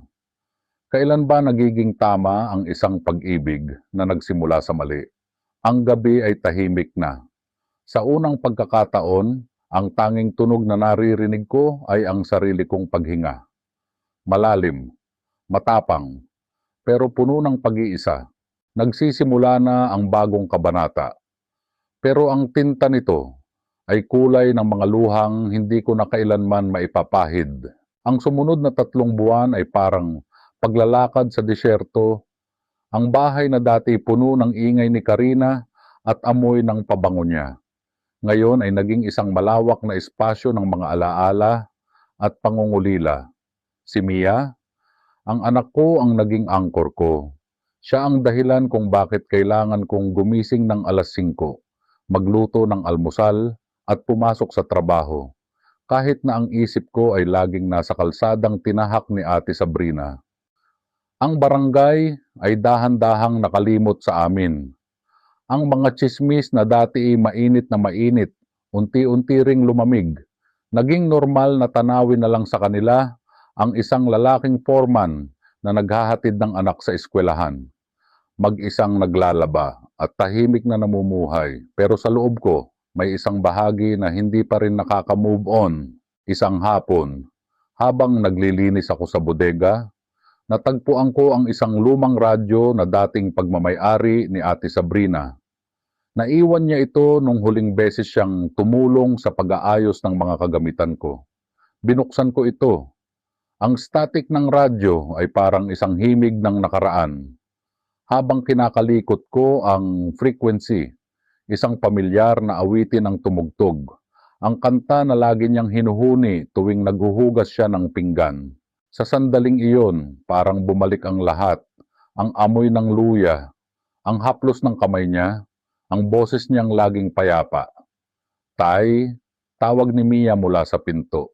Nakatingin siya sa akin, may hawak na librong pampaaralan. Okay lang po kayo? Ngumiti ako. Isang pilit ng ngiti. Oo naman, anak, may naalala lang si tatay. Lumapit si Mia at umupo sa tabi ko. Tay, miss nyo na po ba si Di Sabrina? Tumigil ang tibok ng puso ko. Hindi ako nakasagot agad. Bakit mo naman naitanong? Kasi po, lagi nyo siyang tinitingnan sa tapat ng bahay tuwing gabi. Akala nyo po hindi ko alam. Pero nakikita ko kayo sa bintana. Niyakap ko ang anak ko ng mahigpit. Anak, sorry kung hindi naging madali ang lahat. Tay, sabi ni Mia habang nakasandal sa dibdib ko. Okay lang naman po kung mahal niyo siya. Sabi po sa nabasa ko sa libro, ang pag-ibig daw po, hindi kasalanan kung totoo. Ang kasalanan lang daw po ay yung hindi tayo maging totoo sa nararamdaman natin. Napaiyak ako.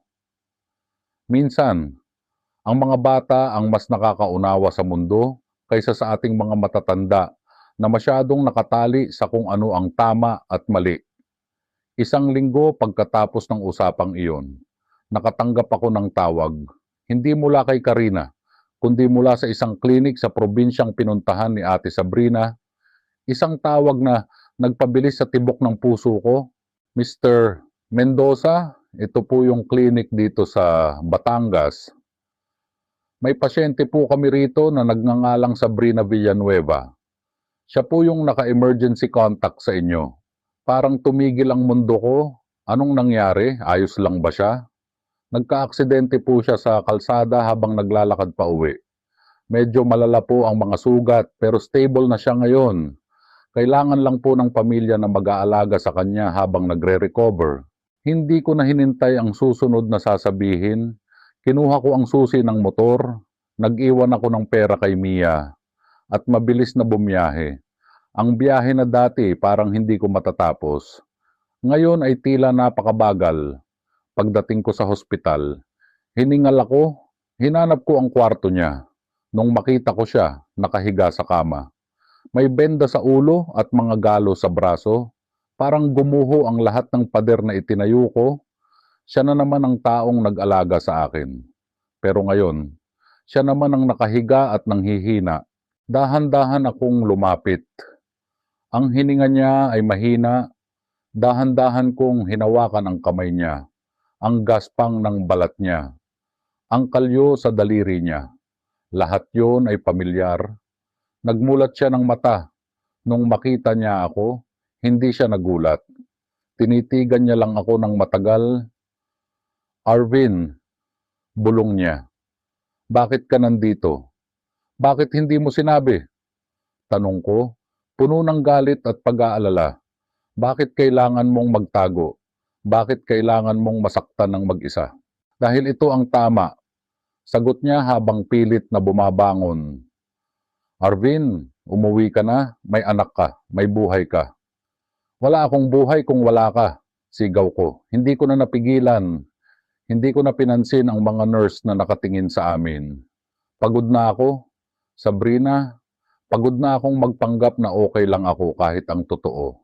Ang bawat araw ko ay parang isang walang katapusang paghihintay sa'yo. Tumahimik siya. Nakita ko ang isang butil ng luha na pumatak mula sa mga mata niya. Kahit anong gawin natin, Arvin, hindi mababago ng sitwasyon ang katotohanan na ang kapatid ko ang asawa mo. Kahit wala na siya, kahit umalis na siya, nandyan pa rin ang anino niya. Papatayin natin ang anino na yan. Sabi ko habang hinihigpitan ang hawak sa kamay niya. Hindi para kay Karina, hindi para sa barangay, hindi para sa kung anong sasabihin ng tao, kundi para sa atin. Sa sandaling iyon, sa loob ng maliit na kwarto ng hospital, parang nagbago ang lahat. Hindi na namin kailangang magtago, hindi na namin kailangang magpanggap. Ang aksidente niya ang naging tulay para masabi namin ang mga bagay na matagal naming kinulong. Pero habang nakatingin ako sa kanya, isang tanong ang naglaro sa isip ko. Kung pipiliin ba namin ang isa't isa ngayon, handa ba kaming harapin ang lahat ng puot na susunod? Hinaplos ko ang mukha niya. Sabrina, huwag mo na akong itaboy ulit. Kahit anong mangyari, dito na lang ako. Ngumiti siya. Isang ngiting hindi ko nakita sa loob ng mahabang panahon. Isang ngiti na puno ng kapayapaan. Sige, bulong niya. Dito ka na lang. Kahit sa sandaling ito, dito ka na lang. Sa labas, ang langit ay unti-unting nagiging kulay ube. Ang oras, kung kailan ang araw at gabi ay nagtatagpo. Parang buhay namin. Isang tagpuan sa gitna ng kadiliman at liwanag. Hindi ko alam kung ano ang mangyayari paglabas namin sa hospital na ito. Pero alam ko ang isang bagay, hindi na ako babalik sa pagiging duwag. Kahit ano pa ang kapalit, kahit anong gulo ang susunod, handa na akong harapin ito. Dahil ang pag-ibig, gaya ng aksidenteng ito, ay hindi mo mapipili kung kailan darating at kung gaano kasakit. Pero ang pagtanggap dito, iyon ang tanging paraan para maging buo muli. Ang pagbabalik sa barangay ay hindi gaya ng pag-alis ko. Noong umalis ako, dala ko ang bigat ng isang lalaking pilit na tumatakas sa katotohanan. Ngayon, bit-bit ko si Sabrina. Hindi na bilang isang lihim, kundi bilang ang babaeng pinili kong makasama sa bawat harang ng buhay. Pagbaba namin sa tricycle, ramdam ko agad ang tensyon. Ang mga mata ng barangay ay parang mga matatalim na karayom na nakatutok sa amin. Nakita ko si Aling Rosa sa tapat ng tindahan niya, huminto sa pag-aayos ng paninda, at dahan-dahang tumingin sa amin mula ulo hanggang paa. Ang bawat bulong, ang bawat kumpas ng kamay nila ay parang isang pelikula na alam na namin ang ending. Kami ang kontrabida. Kaya mo ba? Bulong ni Sabrina habang inaalalayan ko siyang lumakad. May kaunting pilay pa siya at ang kanyang ulo ay may benda. Pero ang mga mata niya ay matatag. Basta ikaw ang kasama ko. Kaya ko, sagot ko. Pero ang totoo, ang mga binti ko ay parang nilalamig. Ang bawat hakbang patungo sa aming bahay ay parang paglakad sa isang hukay na kami rin ang naghukay. Pagpasok namin sa gate, sinalubong kami ni Mia, ang anak ko, ang tanging taong kinatatakutan kong manghusga sa akin. Tumakbo siya papalapit, pero huminto siya nang makita niya ang hawak ko sa kamay ni Sabrina. Tay, di Sabrina? Tanong niya. Ang mga mata niya ay puno ng pagtataka. Lumapit si Sabrina, bumaba ng kaunti para mapantayan si Mia. Mia, anak, alam ko na nakakalito ang lahat, pero gusto ko lang malaman mo na hindi ako nandito para palitan ng nanay mo. Nandito lang ako para maging kasama ninyo ni tatay sa mga araw na mahirap. Tumingin si Mia sa akin. Tay, totoo po ba yun? Hindi na po ba magagalit ang mga tao? Anak, lumuhod ako sa harap niya. Ang mahalaga ay yung nararamdaman natin sa loob ng bahay na to Hindi yung sasabihin ng labas. Pero kahit anong sabihin ko, alam kong ang barangay ay hindi titigil. Kinabukasan, isang hindi inaasahang bisita ang dumating. Hindi si Karina, kundi ang barangay captain, kasama ang dalawang kagawad. Ang mga mukha nila ay seryoso. Arvin, Sabrina, bungad ng kapitan. May reklamo sa barangay tungkol sa moralidad. Maraming nagrereklamo na hindi maganda ang halimbawang ipinapakita ninyo sa mga bata rito. Naramdaman ko ang paghigpit ng hawak ni Sabrina sa braso ko. Moralidad, mapait na tawa ko. Kailan pa naging kasalanan ang magmahal? Bakit nung panahong halos mamatay kami sa gutom? Wala kayong pakialam sa moralidad? Nung iniwan kami, nasaan ang malasakit ninyo? Huwag mo kaming sigawan, Arvin, sagot ng kapitan. Ang problema, pamilya kayo. Ang turing sa inyo ay magbayaw. Sa mata ng batas o kahit sa tradisyon, hindi ito tanggap. Tradisyong pumatay sa amin, sagot ni Sabrina. Ang boses niya ay mahinahon pero may talim. Kapitan, hindi kami gumagawa ng masama sa loob ng bahay na ito. Hindi kami nagnanakaw, hindi kami nananakit. Ang tanging ginagawa namin ay ang maging totoo sa isa't isa. Kung ganoon, handa kayong panindigan yan sa harap ng konseho? Tanong ng kapitan. Handa kami. Sagot ko ng walang pag-aalinlangan. Nung umalis sila, ramdam ko ang bigat ng sitwasyon. Hindi ito basta-basta chismis. Ito ay isang digmaan. Isang digmaan na maaaring humantong sa pagpapaalis sa amin sa barangay o sa mas malalang kahihiyan. Gabi na. Nakaupo kami ni Sabrina sa may beranda. Ang buwan ay nakatago sa likod ng mga ulap. Alam mo, sabi ni Sabrina, nakatingin sa malayo. Minsan iniisip ko, kung umalis na lang kaya tayo ng tuluyan sa lugar na walang nakakakilala sa atin. Walang Karina, walang chismis, walang barangay. Aalis tayo, Sabrina. Pero hindi dahil takot tayo. Aalis tayo dahil gusto nating magsimula ng malinis. Pero bago yun, kailangan nating harapin ang konseho. Kailangan nilang marinig ang panig natin. Arvin, handa ka bang talikuran ang lahat? Pati ang dangal mo. Tiningnan ko siya sa mga mata. Dangal? Ang dangal ko ay nakatali sa pagiging ama ni Mia at sa pagiging tao mo.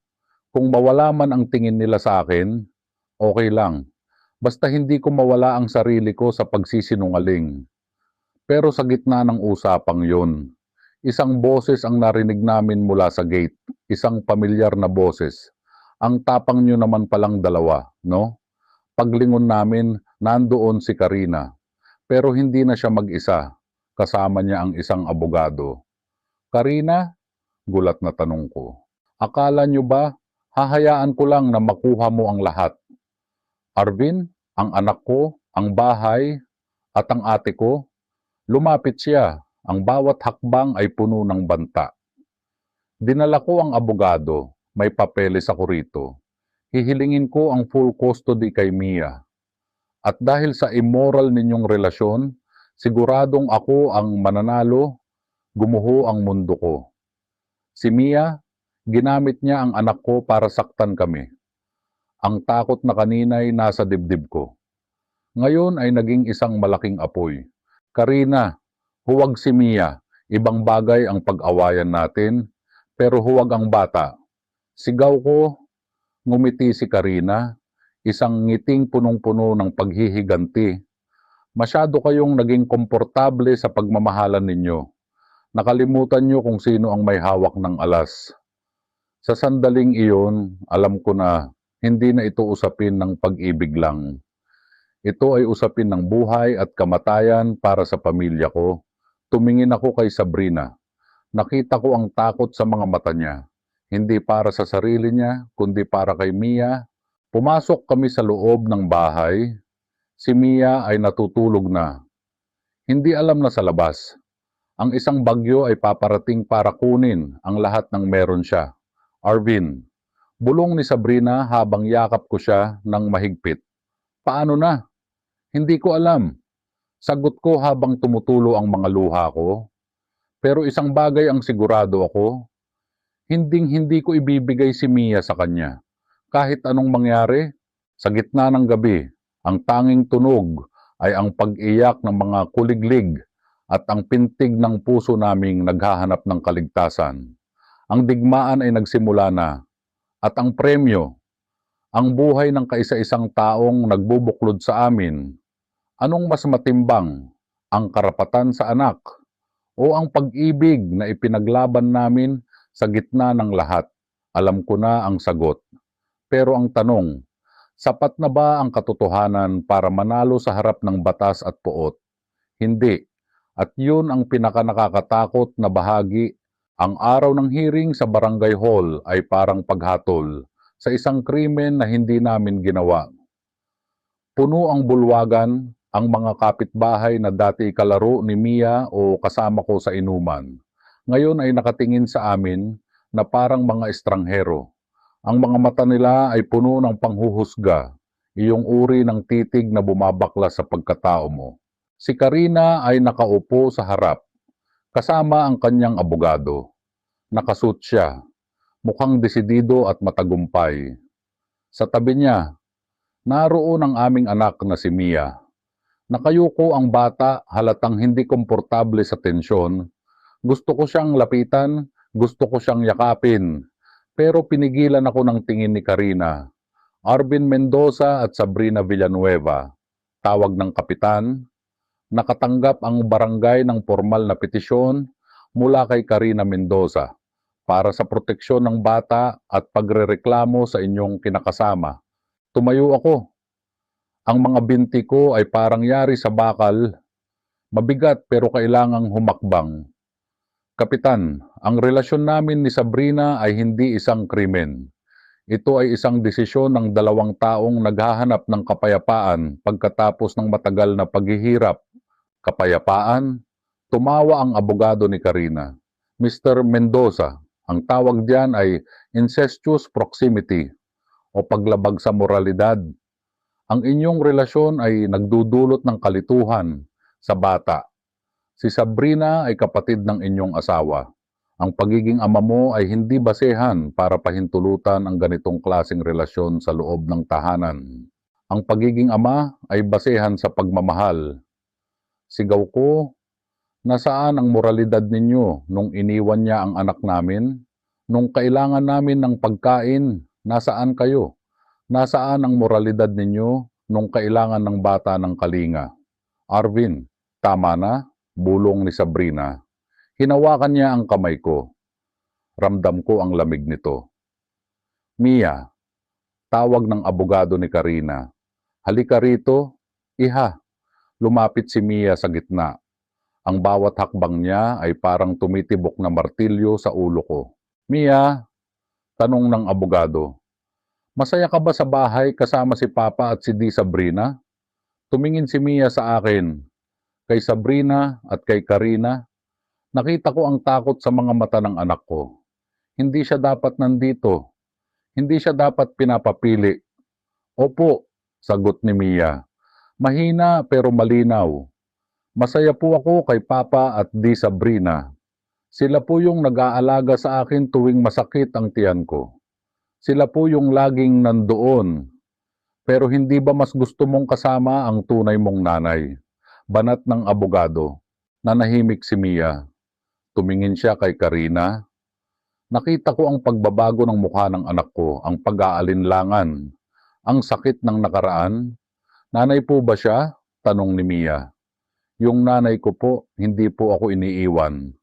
Isang katahimikan ang bumalot sa bulwagan. Parang tumigil ang pag-ikot ng mundo. Nakita ko si Karina, ang pagguho ng kanyang pagyayabang. Ang bawat salita ni Mia ay isang palaso na tumama sa puso niya. Iha, mali ang itinuturo sa iyo ng tatay mo. Sigaw ni Karina. Hindi na nakapagpigil. Itinuturo nila sa iyo na ang pagtataksil ay tama. Hindi po pagtataksil ang magmahal ng totoo. Sigaw ni Mia. Isang bagay na hindi ko inasahang marinig sa kanya. Dahil sa gulo, Nagkagulo ang mga tao sa bulwagan. Ang kapitan ay pilit na pinatatahimik ang lahat. Ngunit sa gitna ng gulo, nakita ko ang isang pangyayari na hinding-hindi ko makakalimutan. Si Sabrina, tumayo siya, lumapit kay Karina at hinawakan ang braso nito. Hindi para saktan, kundi para patigilin. Karina, tama na. Mahinahon pero may autoridad na sabi ni Sabrina, tingnan mo ang anak mo. Hindi mo siya mababawi sa pamamagitan ng pagpapakita ng puot. Kung gusto mo siyang makuha, huwag mo kaming gamitin. Huwag mo siyang gamitin. Tiningnan ni Karina ang kapatid. Sa mga mata ni Karina, nakita ko ang isang emosyong matagal na niyang ibinaon. Ang pag-amin na talo na siya, hindi sa laban na ito, kundi sa katotohanan na hindi niya na maibabalik ang oras. Iuuwi ko na ang bata, sabi ni Karina. Sabay tayo, pero hindi pa tapos to. Hihingi ako ng legal na custody. Umalis sila ni Mia. Ang huling sulyap ni Mia sa amin bago lumabas ng pinto ay isang tingin na nag-iiwan ng isang malaking tanong. Ano na ang mangyayari sa atin? Naiwan kaming dalawa ni Sabrina sa gitna ng bulwagan. Pagod. Wasak. Natapos na ang hearing, sabi ng kapitan. Pero ang desisyon ay hindi pa pinal. Mag-usap kayo sa labas. Hanggat hindi pinal ang custody, mananatili ang status quo. Paglabas namin, ang sikat ng araw ay tila nakakasilaw. Sa gate ng barangay hall, nakita ko si Karina na nakatayo, naghihintay ng taxi. Lumapit ako. Karina, tawag ko. Humarap siya. Huwag kang magsaya, Arvin. Hindi ko hahayaang maging masaya kayo sa ibabaw ng pagkakamali niyo. Hindi kami masaya, Karina. Pagod lang kami. At sana mapagod ka na rin. Umalis ang taxi. Naiwan kaming dalawa ni Sabrina sa tapat ng kalsada. Natatakot ako. Bulong ni Sabrina habang nakasandal sa balikat ko. Huwag kang matakot. Sabi ko, bagaman ang totoo. Ang bawat himaymay ng pagkatao ko ay nangangatog. Basta't hawak ko ang kamay mo. Hindi tayo bibitaw. Ngunit habang naglalakad kami pauwi, may isang bagay na bumabagabag sa akin. Ang laban sa barangay ay simula pa lang. Ang totoong laban ay ang pagtanggap ng anak ko at ang pagharap sa realidad na sa mata ng batas. Kaming dalawa ni Sabrina ay kailanman hindi magiging tayo sa paraang gusto namin. Sa tapat ng bahay, nakita ko ang mga gamit ni Mia na naiwan, isang sapatos, isang libro, ang mga naiwang piraso ng isang pamilyang pilit na kinukuha ng nakaraan. Sabrina, sabi ko habang binubuksan ang pinto, kahit ano ang mangyari, dito ka lang sa tabi ko. Tumingin siya sa akin. Ang mga mata niya ay nagtataglay ng isang katotohanang hindi ko kayang sabihin ng malakas. Handa siyang mawala, handa siyang masira, basta makita lang akong maayos. Iyon ang pag-ibig na hinding-hindi ko na kailanman mapapalitan. Pero sa gabing iyon, ang katahimikan ng bahay ay parang isang higanteng nagbabantay, naghintay kung kailan kami tuluyang lalamunin ng aming mga desisyon. Ang laban ay nagsisimula pa lang. At sa bawat oras na lumilipas, ramdam ko ang pagliit ng mundo namin. Ano ang halaga ng pagiging totoo kung ang katotohanan ay ang siyang mismong dahilan ng pagkasira ng mga taong pinakamamahal mo? Hindi ko alam, pero isa lang ang sigurado ko. Hindi na ako babalik sa dilim. Kahit pa ang liwanag ay nakakasilaw at nakakasakit. Ang mga sumunod na araw, matapos ang hearing ay parang paglalakad sa ibabaw ng nagbabagang uling. Ang bawat bati sa amin ng mga kapitbahay ay may kasamang matatalim na tingin at ang katahimikan sa loob ng aming bahay ay kasing bigat ng isang bagyo na hindi natatapos. Isang hapon, nakatanggap ako ng tawag mula sa social worker na humahawak sa kaso ni Mia. Mr. Mendoza, kailangan naming magsagawa ng home visit. Ayon sa report, May ilang mga residente na nag-uulat tungkol sa sitwasyon ninyo. Sa loob ng bahay, naramdaman ko ang paglamig ng aking mga kamay. Sige po, handa kaming makipagtulungan. Nang ibaba ko ang telepono, nakita ko si Sabrina na nagliligpit ng mga gamit. Hindi para umalis, kundi para maglinis. Ang bawat kilos niya ay maingat. Parang takot na makagawa ng ingay na maaaring maging dahilan para sa isa pang reklamo. Sabrina, huminto ka muna. Sabi ko habang nilalapitan siya. Kinuha ko ang basahan sa kamay niya. Hindi mo kailangang maging perpekto para sa kanila. Ang kailangan lang natin ay maging totoo. Pero paano kung ang katotohanan ang dahilan kung bakit tayo pagkakaitan ni Mia? Tanong niya. Ang mga mata niya ay mapula. Halatang gabi-gabi siyang hindi nakakatulog. Arvin, kung ang pagmamahalan natin ang magiging dahilan para mawala si Mia sa atin, kakayanin mo ba? Tumahimik ako. Iyon ang tanong na hindi ko masagot ng diretso. Si Mia ang buhay ko, pero si Sabrina ang puso ko. Paano mo pipiliin ang isa kung ang kapalit ay ang pagkamatay ng isa pa? Hindi ko alam, pag-amin ko. Pero ang alam ko, hindi natin makukuha ang respeto ng ibang tao kung tayo mismo ay nagtatago. Kinagabihan, nagkaroon kami ng pagkakataong makausap si Mia. Nang sarilinan, naupo kaming tatlo sa sahig ng sala. Sa gitna ng mga libro niya, Mia, panimula ko. Maraming nagaganap na gulo sa labas. Maraming tao ang may ayaw sa sitwasyon natin. Gusto ko lang itanong, kung sakaling kailanganin nating lumipat sa malayo, sa lugar kung saan hindi tayo kilala, sasama ka ba? Tumingin si Mia sa amin. Ang kanyang mga mata ay matanda na sa kanyang edad. Basta kasama ko kayo. Tay, at basta nandyan si Di Sabrina, siya lang po ang nagparamdam sa akin na may pamilya ako nung wala si Mami. Sa sinabing iyon ni Mia, gumuho ang lahat ng pag-aalinlangan ko. Hindi na ito tungkol sa akin. Hindi na ito tungkol sa relasyon namin ni Sabrina.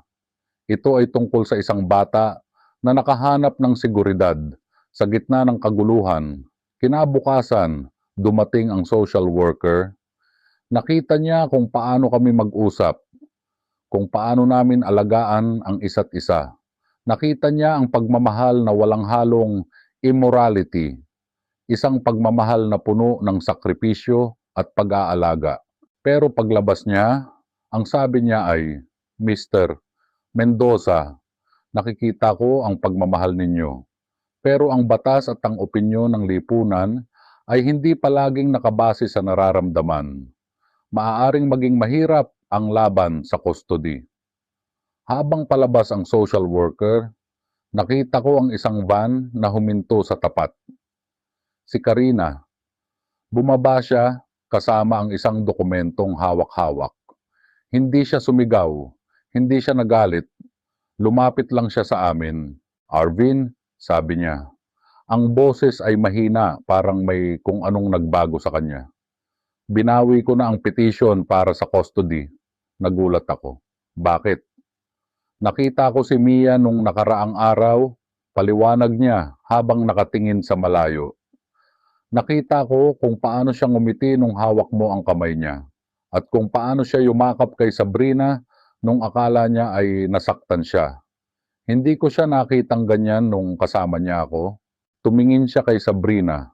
Ate, hindi ko alam kung paano mo nagawang mahalin ang taong kinuha ko sa iyo, pero siguro ito ang tadhana. Hahayaan ko kayo. Pero tandaan nyo, hindi ito dahil pinatawad ko na kayo. Hahayaan ko kayo dahil napagod na akong maging kontrabida sa buhay ng anak ko. Tumalikod si Karina at sumakay sa van. Naiwan kaming nakatayo. Ako, si Sabrina at si Mia. Walang sayawan, walang malaking pagsasaya. Ang nakita ko lang ay ang dahan-dahang pag-alis ng isang pait na matagal naming kinimkim. Ate, sabi ko habang hinahawakan ng kamay ni Sabrina. Malaya na tayo, pero alam ko, ang malaya ay hindi nangangahulugang madali na ang lahat. Ang pag-alis ni Karina ay simula pa lang ng mahabang paglalakbay. Sa gabing iyon, sa unang pagkakataon, hindi na kami nakatingin sa bintana, hindi na kami nakikinig sa bulong ng barangay. Naramdaman ko na ang buhay namin ay sa amin na hindi na perpekto, hindi na tama sa mata ng marami. Pero totoo, ang tanong na lang, pagkatapos ng lahat ng sugat, paano kami magsisimula? Alam ko ang sagot. Isang araw sa isang pagkakataon at ang susunod na kabanata ay kung paano namin unti-unting itatayo ang mga pangarap namin na hindi na natatakot sa dilim. Ang pag-alis ni Karina ay parang paghupa ng malakas na bagyo. Naiwan ang mga nagkalat na sanga, mga bubong na sira at mga sugat na kailangang gamutin. Bagamat hawak na namin ang desisyon na hindi na niya kukunin si Mia, ang tensyon sa loob ng barangay ay hindi agad naglaho. May mga matang nakatingin pa rin mula sa mga siwang ng bintana. May mga boses pa ring bumubulong sa tuwing kami ay naglalakad sa kalsada. Pero sa loob ng bahay, may nagbago. Hindi na kami nagtatago.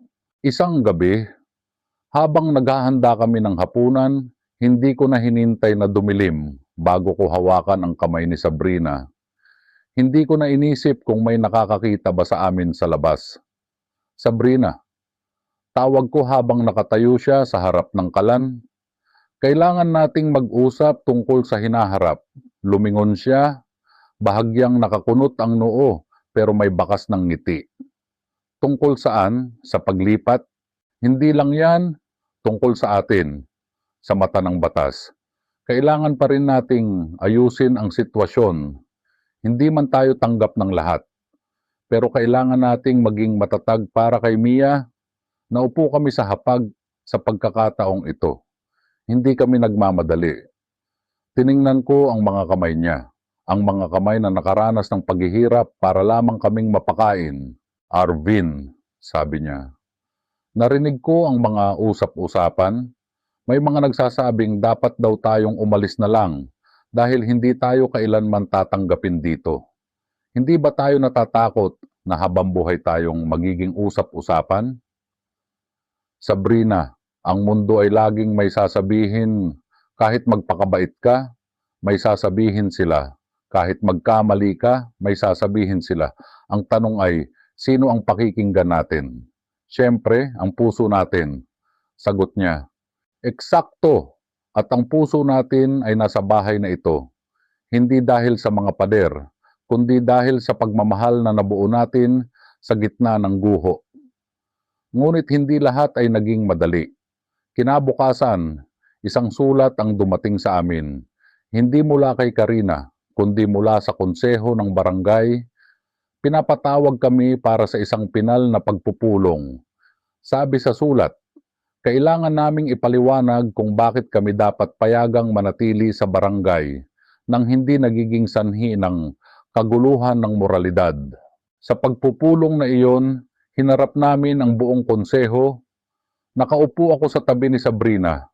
Mahigpit ang hawak sa kamay niya. Mr. Mendoza, Miss Villanueva. Panimula ng kapitan. Maraming residente ang nagreklamo dahil sa inyong pamumuhay. Ang inyong relasyon ay itinuturing na tabu. Ano ang masasabi ninyo? Tumayo si Sabrina. Hindi na siya yung Sabrina na laging nakayuko. Tumingin siya ng diretso sa kapitan. Kapitan, ang moralidad ay hindi nasusukat sa relasyon ng dalawang tao kung wala naman silang tinatapakang ibang tao. Ang moralidad ay nasusukat sa pagiging responsable namin sa anak ko, sa pagiging maayos namin sa komunidad, at sa pagiging totoo namin sa isa't isa. Kung ang pag-ibig na nagbibigay ng maayos na kinabukasan sa isang bata ay itinuturing ninyong immoral, siguro ay panahon na para suriin natin kung ano nga ba ang tunay na kahulugan ng salitang tama. Natahimik ang buong konseho. Ang boses ni Sabrina ay puno ng katotohanan na hindi nila kayang pasubalian. Hindi kami perpekto. Patuloy ko, nagkamali kami sa simula, pero pinili naming itama ang lahat para sa anak namin. Kung gusto ninyo kaming paalisin dahil lang sa hindi kayo komportable sa nakikita ninyo, wala kaming magagawa. Pero tandaan ninyo, ang barangay na ito ay naging saksi sa kung sino ang tunay na nagmalasakit noong mga panahong kayong lahat ay nakatingin lang sa malayo. Matapos ang pulong, walang agarang desisyon, pero naramdaman ko ang pagbabago sa tingin ng mga kagawad. Hindi ito pagtanggap, pero ito ay respeto. At para sa amin, sapat na yun sa ngayon. Pag-uwi namin, sinalubong kami ni Mia. Tay, di, ano pong nangyari? Ayos lang kami, anak, sagot ko habang hinahalikan siya sa noo. Sa gabing iyon, habang nakatingin kami sa mga bituin sa labas ng bahay, naramdaman ko na ang bigat na dala ko sa loob ng maraming taon ay unti-unti nang nawawala. Hindi kami nanalo sa lahat, pero hindi rin kami natalo. Nakatayo pa rin kami. Sabrina, bulong ko. Handa ka na bang magsimula ng bagong buhay? Hindi sa ibang lugar, kundi rito sa bahay na ito, na magiging amin na sa wakas? Ngumiti siya. Ang ngiting tanging ako lang ang nakakaalam. Handa na ako, Arvin, dahil ang tahanan ay hindi lugar. Ang tahanan ay ikaw. Ang Kabanata 12 ay hindi pagtatapos, kundi pagpapatunay na ang pag-ibig ay hindi lang basta damdamin. Ito ay isang desisyon na panindigan ang katotohanan sa harap ng anumang unos. Lumipas ang 2 taon, ang barangay na dati ay puno ng mga bulong at matatalim na tingin ay dahan-dahang nagbago. Hindi dahil sa nakalimutan nila ang nakaraan, kundi dahil nakita nila ang pagbabago sa amin. Ang bawat tulong ni Sabrina sa mga nangangailangan, ang bawat sipag ko sa pagtatrabaho, at ang paglaki ni Mia na naging isang masaya at matalinong bata. Ang mga ito ang naging sagot namin sa lahat ng panghuhusga. Isang hapon, habang nag-aayos ako ng mga gamit sa aming munting hardin, nakita ko si Mia na tumatakbo papalapit sa akin. Tay, may dumating pong sulat para sa inyo. Kinuha ko ang sulat. Galing ito sa malayong probinsya. Si Karina, Arvin, Sabrina at Mia. Gusto ko lang sabihin na ikakasal na ako sa susunod na buwan. Nahanap ko na rin ang kapayapaan na hinahanap ko. Salamat dahil hindi nyo hinayaang madamay si Mia sa mga pagkakamali ko noon. Maging masaya kayo. Tumingin ako kay Sabrina. Binasa rin niya ang sulat. Wala nang sakit, wala nang puot. Tanging pagtanggap na lang, masaya ako para sa kanya. Mahinang sabi ni Sabrina. At tayo? Tanong ko habang nilalapitan siya. Masaya ka ba? Humarap siya sa akin. Ang kanyang mga mata ay nagniningning sa ilalim ng papalubog na araw. Arvin, tignan mo ang paligid natin. Ang bahay na ito, ang anak natin, ang katahimikan, hindi ko na kailangan ng kahit ano pa. Sa gabing iyon, nagdesisyon kaming mag-asawa na magdaos ng isang simpleng handaan sa aming bakuran. Hindi para sa barangay, kundi para sa aming pamilya. Inimbitahan namin ang ilang mga kapitbahay na naging tunay na kaibigan namin sa mga nakaraang taon. Habang pinapanood ko si Sabrina na naghahain ng pagkain, naalala ko ang lahat ng kabanata ng buhay namin. Ang simula sa dilim, ang takot, ang pagsasakripisyo, at ang digmaan para sa aming katotohanan. Lumapit ako sa kanya sa gitna ng mga bisita. Sabrina, alam mo ba, minsan, akala ko hindi tayo makakalampas sa unang kabanata. Tumawa siya, isang tawa na malaya at puno ng buhay. Minsan nga, akala ko rin, pero salamat sa iyo. Salamat dahil hindi ka bumitaw kahit nakita mong halos guho na ang lahat. Hindi ko binitawan ang kamay mo dahil alam ko, sa kabila ng lahat, ikaw ang tunay na destinasyon ko. Sagot ko. Niyakap ko siya sa harap ng aming mga kaibigan, walang nakapagsalita, walang nanghusga. Sa halip, naramdaman ko ang pagtanggap na matagal naming hinintay. Hindi ito dahil sa naging perpekto kami, kundi dahil pinatunayan namin na ang pag-ibig ay hindi nasusukat sa kung ano ang tama sa mata ng iba, kundi sa kung gaano ka katotoo sa taong pinili mong makasama. Bago matapos ang gabi, lumapit sa amin si Mia. Tay, di, salamat po dahil kayo ang mga magulang ko. Sa sandaling iyon, alam ko na ang lahat ng sakit, lahat ng luha, at lahat ng pagod ay may katumbas na halaga. Ang aming kwento ay hindi isang karaniwang love story. Ito ay isang kwento ng paghilom. Habang nakatingin ako sa langit, napagtanto ko, ang buhay ay parang isang libro. May mga kabanata na masakit, may mga kabanata na madilim, at may mga kabanata na akala mo ay wala ng katapusan ang problema. Pero ang mahalaga, natutunan naming magsulat ng sarili naming wakas. Isang wakas na hindi na nakatali sa nakaraan, kundi nakatingin sa kinabukasan na may pag-asa. Humawak ako sa kamay ni Sabrina at hinalikan siya sa noo. Sa aming tahimik na tahanan, sa ilalim ng mga bituin na naging saksi sa bawat pagsubok namin, nahanap na namin ang aming payapang bukas. Wala nang tanong, wala nang takot, tanging ang pagmamahal na dumaan sa apoy. At ngayon, mas matatag na kaysa sa dati.